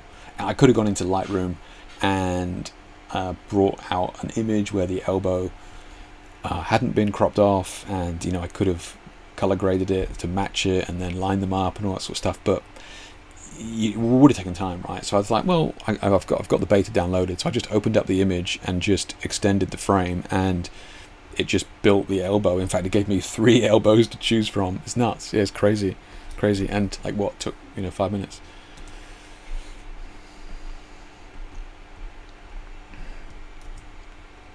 So first, just be wary of composition here. With this, we kind of do want to really be thinking about having the eyes closer to that top third.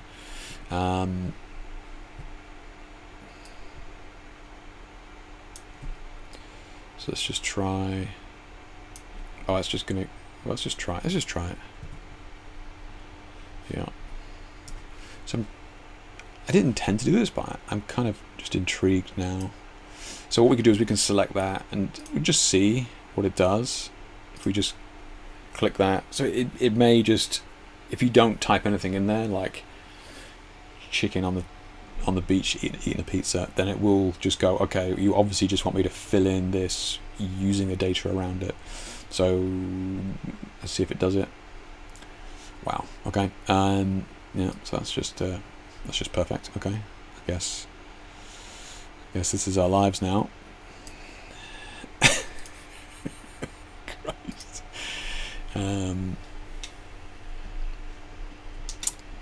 So I'm just going to carry on here. I'm just looking at the composition, trying to bring those eyes just a little bit higher up to the top third. I know I could have just cropped in and extended the bottom maybe, but I was like, well, seeing as we've got the beta open, pretty damn good.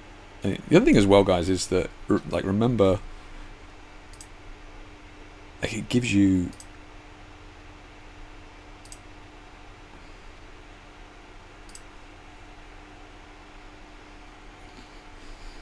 interesting.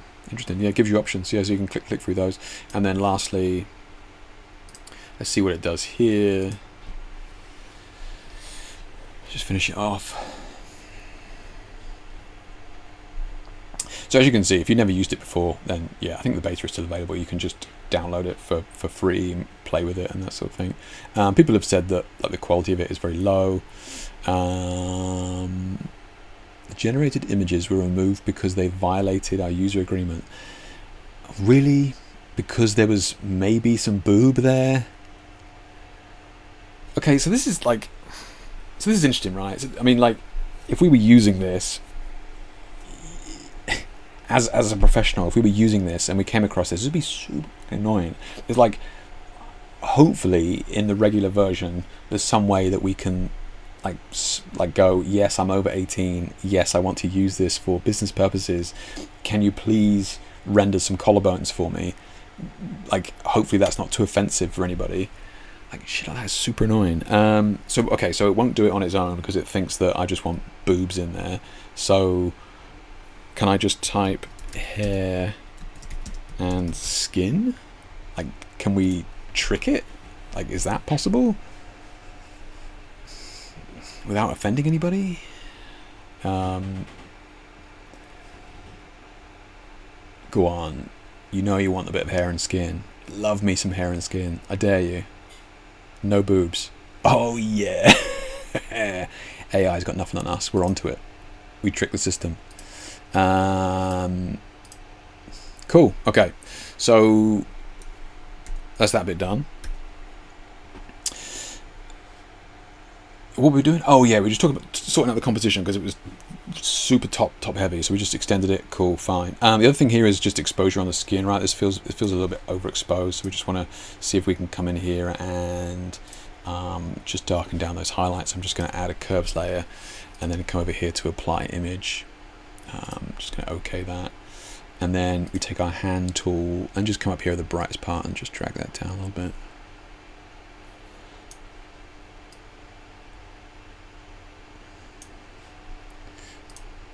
Just to take the edge off that. Okay, I mean, we're pretty much good.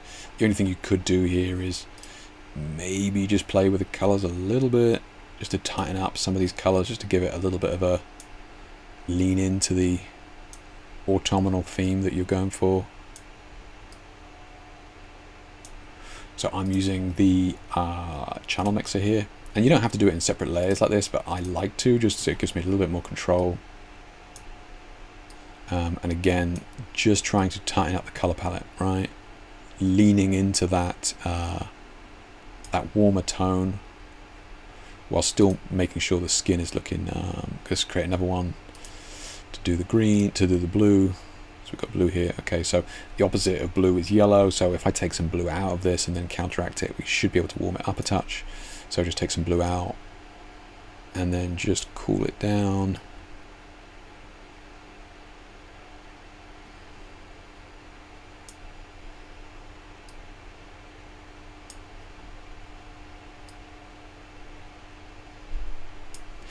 So, you know, color grading for me, tightening up the color palette. Yeah, we want to bring the leaves, we want to bring the makeup, we want to bring the, you know, the lips. We want to try and bring them all into the all into the same tone, right? So just by doing that is helping just to tighten those up, and then just freshened up the skin as well.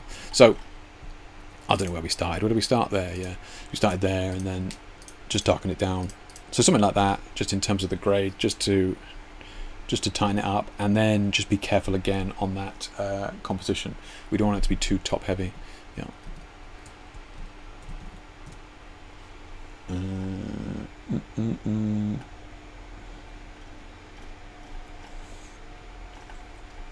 Let's have a look. Sound currently running with a 2-second lag. Oh, really? Sorry, man. It's probably the system overheating. We're nearly at the end now, so just don't look at my mouth. The idea grew as so Roy's talking about his image that I asked about with the umbrella. The idea grew as I was working on the edit. I like the idea of it looking like water falling out the umbrella, which it definitely does. The silver strings are basically like you put over the door to keep flies out, but attached to the brolly. The look of the water developed as I shot with the gels, and then my brain thought the scene to put in. Nice. Okay. Cool. Yeah. Awesome. Well, I mean, and I think it's great for things like that, right? You can grow this idea. You have this initial idea, and you can kind of grow it with the AI and sort of build on it, which is, and it's great. Yeah. So Dave says the pregnant pole shoot. So this is where Dave was talking about extending that background. So you just literally, it filled in the dress for him. Amazing. Yeah. Kai says something about the generative AI. Yeah, it's nuts, isn't it, man? Yeah.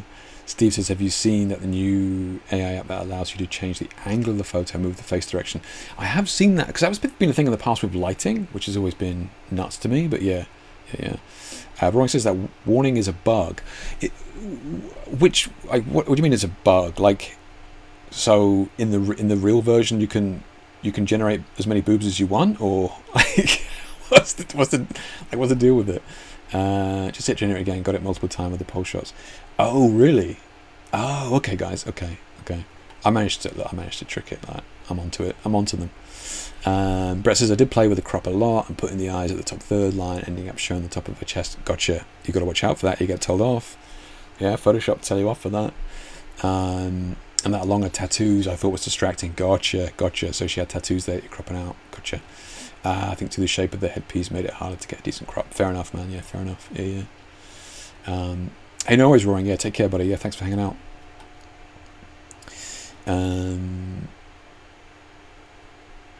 You're going to get in trouble with Facebook. I know, right? You've got to be. Imagine if you just selected it and it just filled in just a pair of boobs there. It'd be like, it's true. You would be in trouble with Facebook straight away. Right. Let's have a look. It's getting late. I've been standing up for 2 hours, guys. I don't know about you, but feeling it. So Liam, first attempt ever at strobe photography. Also, my first play with gels. Awesome work, man. Yeah, first play, love it. I shot this when I was still much inexperienced, so forgot to set my camera to shoot in RAW and got stuck with just JPEGs. Happens, Liam. Yeah, I've been there. Usually when some other idiot has used my camera and they've set it to JPEGs. But yeah, it happens, man. It happens. A few years have passed since then, and this shoot, I still think this is my best shot with gel. So I was wondering if you could critique it for me, so I can build on this going forward. Okay. So I'm guessing, Liam, that you maybe, I don't know how often you use gels or something like that, but if this is from 3 years ago, we definitely need to jump on that and get you back up to speed, because it's nothing worse, in my opinion. This might not be for everybody else or you, Liam, but nothing worse for me than looking at images from years ago and going, shit, was that my best work? Like, you always want your work to be improving, right? So hats off to you for putting your work out there and trying to get feedback on it so that you can learn to improve. So look, no question, this is outstanding, right? This is outstanding work. Love it. Raises a couple of things here that I kind of want to just mention that may be useful to you. I'm just going to bring my magic little brush in here just so I can show you on screen. So earlier on the stream we were talking about vignetting and how that affects the stream, right? So we've obviously got our light here, and as a result we can see that this is the brightest area here. And I think it was what Sam in chat was asking about, talking about how that affects the shot, and as a result of that, these highlights are darker than this highlight, and this is because of vignetting of light. Now it's less of an issue here because this is a backlight firing back onto the subject, so it's less of an issue. But this is kind of what we want to avoid, and with collimated light we don't get that. So this would be the same exposure of that, right? Because this is actually a great example of that. So thank you for showing this, Liam. So one tip from me to you is going to be, so rather than having this light here, is bring that light like up here, right? So that the brightest area is going to be here, okay, and that light is just going to fade off as it goes down the body.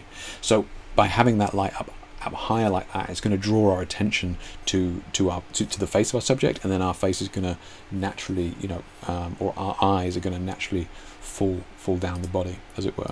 So bringing that light up a little bit higher and let it fall down the body is going to be best. The other benefit of that is that we'll get a little bit more light up here, and I'm sure maybe in the original we can kind of see like the model being separated from the background, but by raising that light up, we will have more light up here, and it'll be more like the light will fall down the face. It'll be more flattering, because at the moment what's happening is that we are underlighting or lighting our subject from below, right? So our light is coming up the face, so we're lighting underneath the face, which is what we don't want. So we always want to be having our lights above the subject. So just bring those lights up higher. Other than that though, black skin is amazing to work with, especially with gels. I kind of love these beautiful sort of specular highlights that we have here on with the purple. I wonder if we were to just maybe bring that purple around just a touch more, so we can see a little bit more light on his face. But I'm not against it. This is just something to play with. So one big tip to take away from this is bring the height of those lights up. Always have that light falling down the subject, okay? But beautiful image. And yeah, look, gels are a pain in the ass, but do stick with them. I promise you it will pay off. Yeah. Oh shit, Ben's posted. God, we don't often get a treat from Ben, eh? Wow. He's wrote me a poem or something. What we got here? Beautiful work, Jake. While I do basically no daytime photography anymore outside of iPhone stuff, which I actually prefer nowadays. God, he'll be shooting black and white by the end of the week at this rate. I really still want a Godox setup. I've been crazy busy through May into June with the longest run I've ever had in 4 to 5 years of deep sky imaging. I also recently did my first exhibition showcasing images of galaxies. No way, man. Congratulations, that's amazing. Nebula, a once in a lifetime comet, and a series of aurora time lapses. Okay, this is nuts, man. Here is my image of a Misa 51. Nailed it.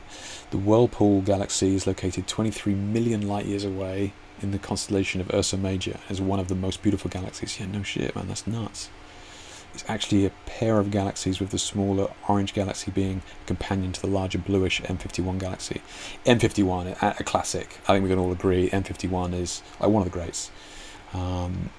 Nowhere near as good as M52, obviously. Still beautiful. It's classified as a Grand Design spiral galaxy as it resembles the look of Grand Design staircase. Makes sense, yeah, spiraling down. Yeah. The faint wispy dust outer areas due to the intersection between the galaxies, and requires long exposures under dark skies to capture it. Yeah, no shit. This is a total exposure time comprised of multiple shorter exposures of around 13 hours. This is made up of 60-second exposures. 60s? 60-second exposure captured across luminance, red, green and blue glass filters as I use a monochrome camera. Monochrome is much more sensitive and has a higher efficiency than a one-shot color camera. This is interesting, right? This is interesting, and I'm glad you used the word monochrome and not black and white, because you would have copped a ban. But does anyone remember the Leica camera from years ago? I don't know, a decade ago. The Leica camera that only is digital but only shot in black and white, and it was like, I don't know, $6 grand, $7 grand or something like that for this camera that only shot in black and white. And at the time, I was just like, what a piss take. Like, Leica are just absolutely ripping it. That's like buying a car that only drives to one location, right? Fucking what?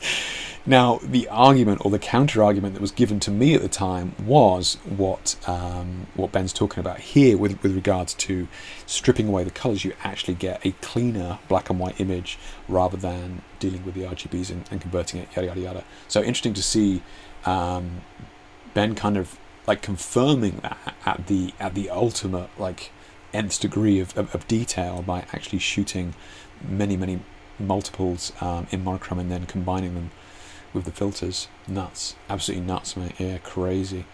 Hope you enjoy this, Jake. Oh, absolutely. I mean, always look forward to seeing your shots, Ben. Yeah, they're few and far between, but they are worth it, mate. They are worth it. Quality, not quantity. Absolutely love it. Yeah, so thank you for sharing this. This is insane. Yeah, absolutely beautiful. Yeah, I do so want to do this. I think that's my retirement package sorted. I know what I'm going to do.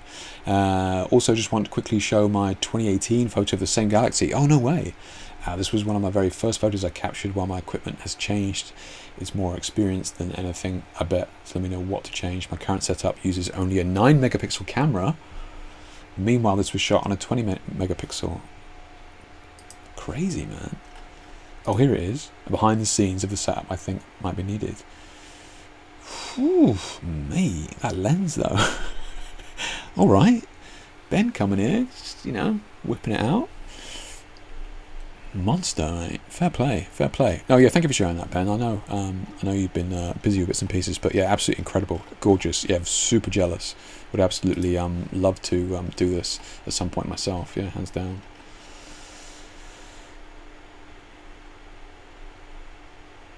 I think M51 peaked in a million BC, just been going around since.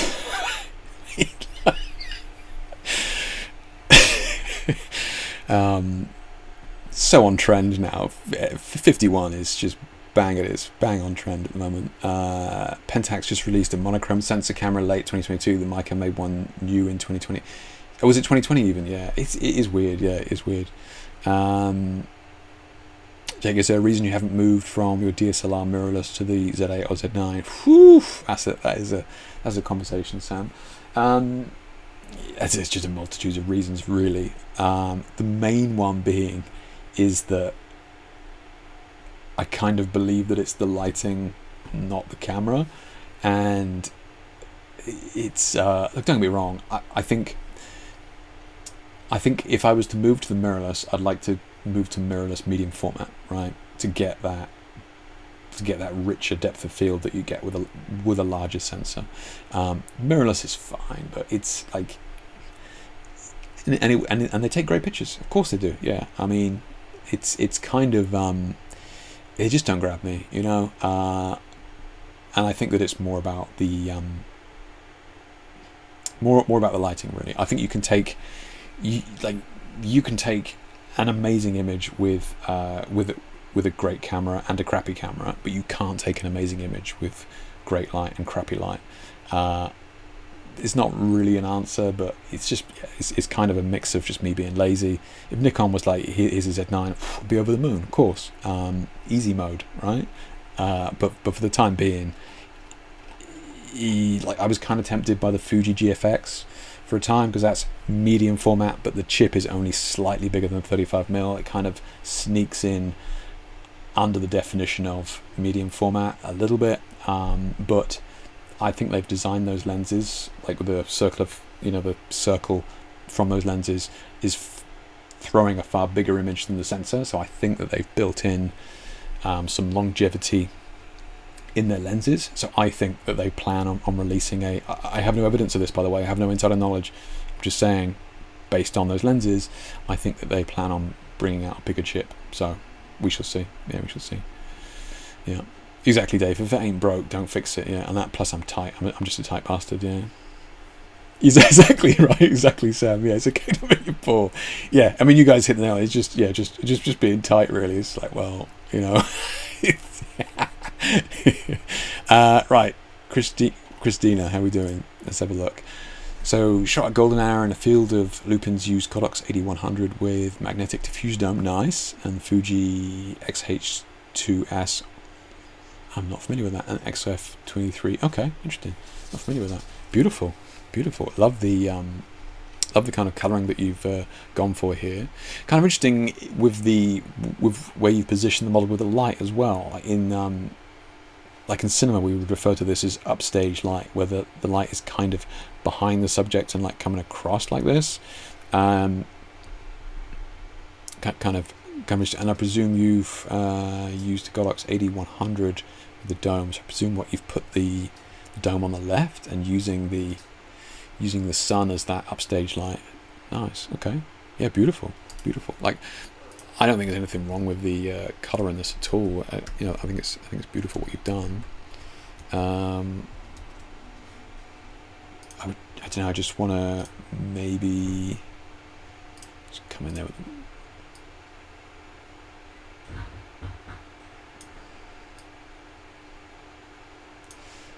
Like I said, this is absolutely nothing wrong with the grade that you've gone for. I was just kind of curious, just to have a little bit of a look.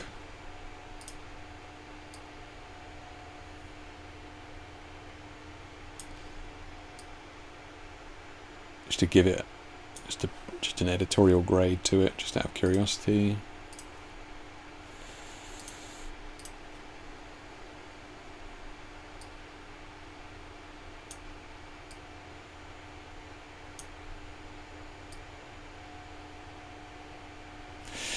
So what I'm kind of looking at doing here is just taking out some of the green from that field. I think I actually may have probably preferred yours to begin with, but I was just kind of curious.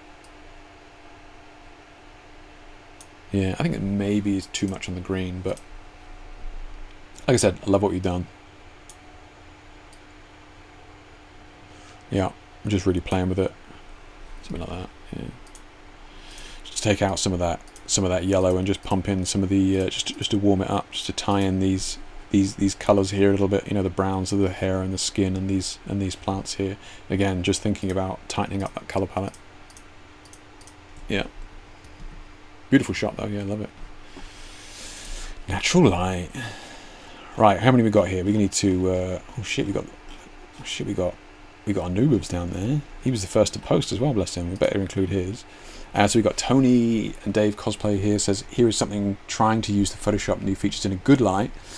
Okay, the background is generated and I use the neural skin smoothing features.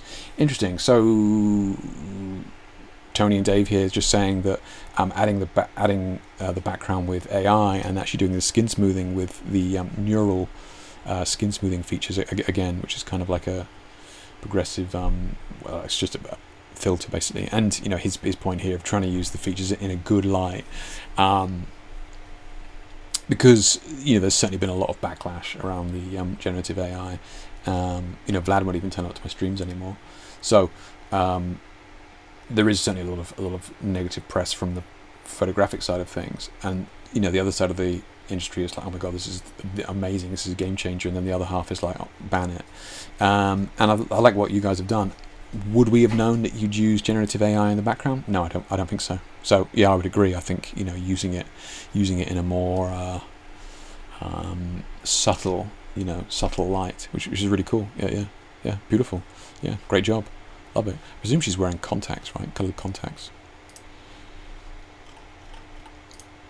So we've got Paul's shot here, messing around with shower curtain. Nice. I used for a scrim. Nice. Stretched over 2 tripods and a crossbar. Mate, I thought I was being pikey by using the Nikon D850, but that's it. I love it. I love the DIY approach.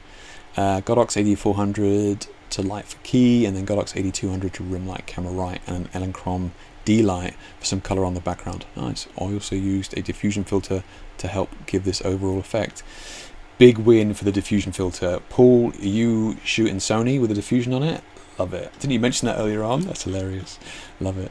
But honestly, jokes aside, gorgeous light on this, gorgeous coloring. Love these softer sort of pastel tones. You know how much I love these sort of really just delicate colors. A lot of nice panels of light here, really layered, really beautifully. And gorgeous light on her face there. Nice big catch lights in the eyes. Nice, hair light up nice and high as well. Oh, this is great job, man. Yeah, great job. Yeah, beautifully done.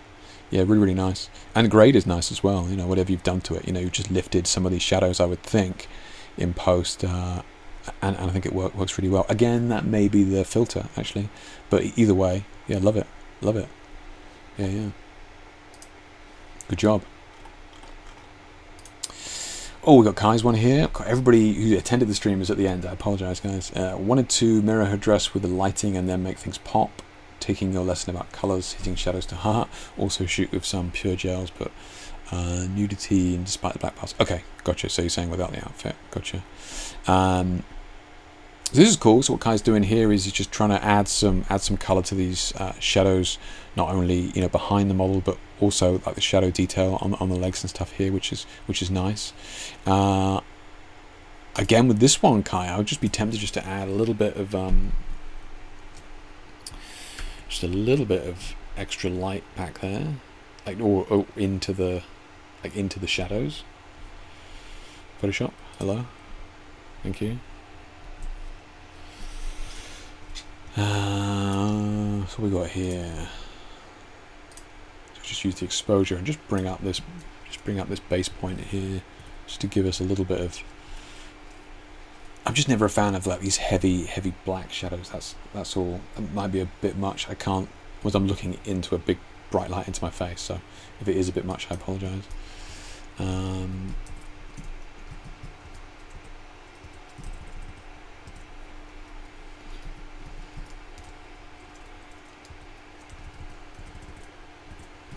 Yeah, and then I don't think we need to do too much here. That was just color lookup. What is this?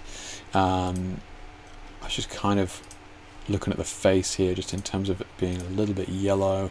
Is anything that we could do just to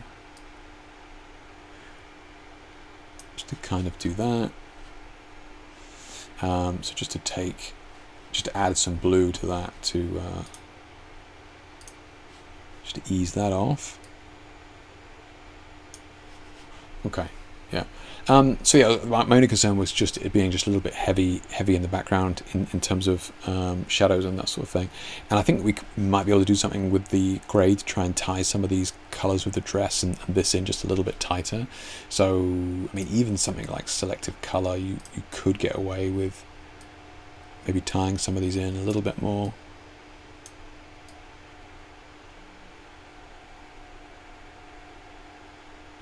So you guys can see what look at the because we got these kind of reds and the skin and stuff here. Look at how we can see how you immediately tie those colors together just by forcing both of them to go into a completely brand new color. So I've kind of made the reds down here match the pinks up there.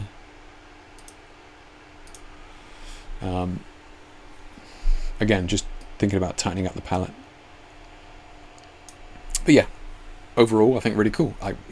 Really strong pose, really great angle that you're positioned at. You're sat like further away, quite low, looking up at her. Really powerful angle. Yeah, really cool. Yeah, and love all the colors being used as well, man.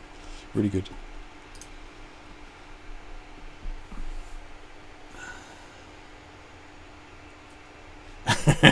What? I don't know what Sony jobs you're talking about. Obviously I don't even realise I'm doing them anymore. Also, my quick and dirty cover job on the top for her shows. Oh, I see. Because obviously you got the nude ones, but you couldn't share them. Yeah, gotcha. Yeah, I see what you mean with the more light in the shadows, turning down the yellows. This was nice. Telegram was a great tip. Hey, no worries, Kai. Yeah, all good, man. Yeah. Right. So, last but not least, we have the legend himself, Anubov, posted almost immediately yesterday. I saw, bless him, and then we left him. Some would say the best till last. I mean, I wouldn't say that, but I'm just saying. And he always includes the BTS for us, which is awesome of him to do so. So we can see all the lights he's got here. So we got the he uses the.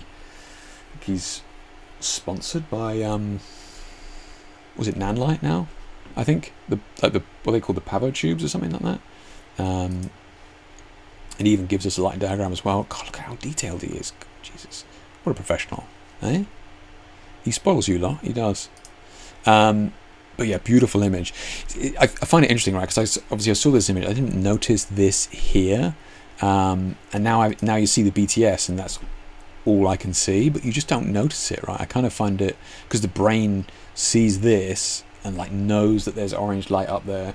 I do love that about cinematic lighting, where the brain just fills in. He wants to believe in the lighting, so you have this kind of light here, and we just assume that that's where it's coming from. I'm not saying you do this. If this was me personally, I would just buzz that out, but you don't need to at all. I think it works, and you don't even notice it. Yeah, in fact, I don't even think I would have noticed it unless I hadn't seen the BTS. Yeah. But yeah, amazing work, Anubov. Yeah, amazing work. Yeah. I'm at the top of that studio. Oh, there's a bit of the studio up there at the back. Gotcha. That when you lightened it, you could see it. Kai, gotcha. Yeah. I did kind of see that creeping in, but I mean, you could just buzz that out in post. It's fine. Yeah. I am thrifting around for an old 5 to 8 megapixel camera to see if I can create images that still look sharp on Instagram. No luck getting one yet. I've got my. It's absolutely, yeah. You'd be amazed. I mean, I've got here somewhere I don't know why I turn around. I've got no idea where it is. I've got an old Fuji FinePix S2 camera, which I think is 6 megapixels, and it's run on AA batteries. I shit you not. Right? Yeah. I think it had like a 2 megabyte compact flash card in it as well. And that thing, I shot like music campaigns on it. It had an album cover, and this was an album cover of the face, and they cropped into the eyeball and blew the eyeball up onto a ad shell, which if you don't know is a bus shelter site. So it was a massive massive poster, and they cropped in on it, and it was a 6 megapixel camera at the time. Like the megapixel race of the late 2000s was hilarious. Yeah, totally not needed. But this is amazing, as always. Yeah, thank you so much for sharing these. It's always great to see your process and that sort of thing. Oh, here you go. It even says it here. So 4 Nanlite Pavo tubes and 3 tubes on 60% power, 1 on 20% power, shot at f1.8 at ISO 400 at 320th of a second. I think he mentioned last time that he likes to shoot a little bit faster in terms of shutter speed because he's worried about camera movement.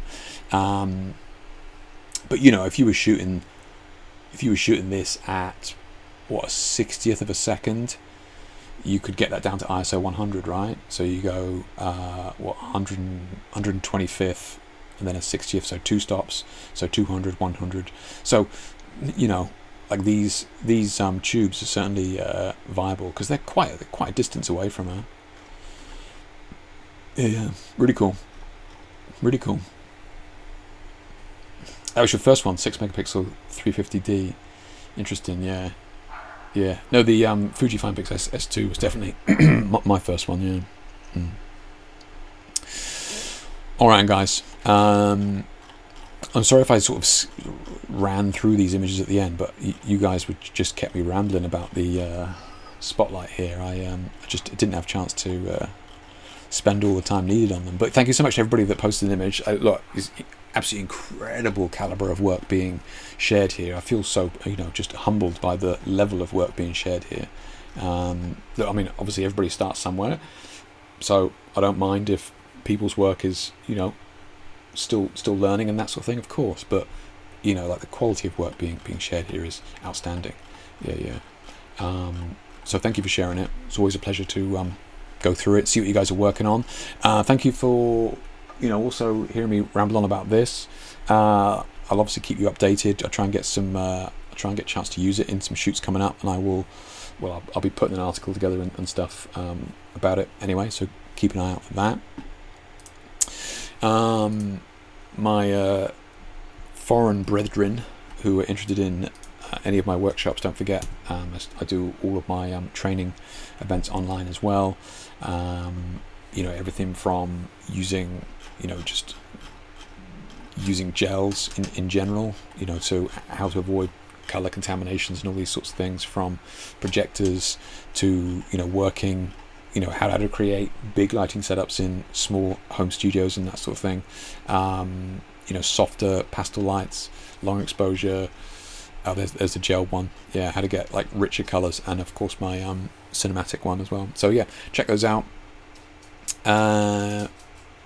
Also do mentoring as well. So I've been doing a lot of that recently with regards to whether it be business or retouching and that sort of thing. So check that out as well. But my voice is starting to go. It is boiling hot here. My laptop's about to catch fire. So before both me and the laptop expire, I guess it's time to pull the plug. So let's have a look, check it out if there's any last minute comments. All good. I'd be afraid to use old tech for commercial work. I mean that reference to the old, that was just normal back then, right? That was just normal tech back then. That was but it's certainly possible. You just have to be a little bit careful with it. Hey, no worries, Steve. No worries. Okay, keep pushing to get Road Light Workshops north of Watford. Yeah, that's up to them. I think the next one will be in London, because they've had a lot of requests from London. So, but if they do one up north, I will mention it to them, though. To be fair, I mention it to them. I love doing them, so yeah, happy to do it. Yeah. So look, thanks to all my Sony shooters who tuned in to get bashed again. I promise I will rein it in next time. All right, I love you really, and I get it. Like, if I needed a cheat sheet, wanted to make my life easy, I'd shoot Sony as well. So I totally get it. All right, guys. Look, take it easy, stay creative, and let's do this again in a couple of weeks. Speak to you then. Take care.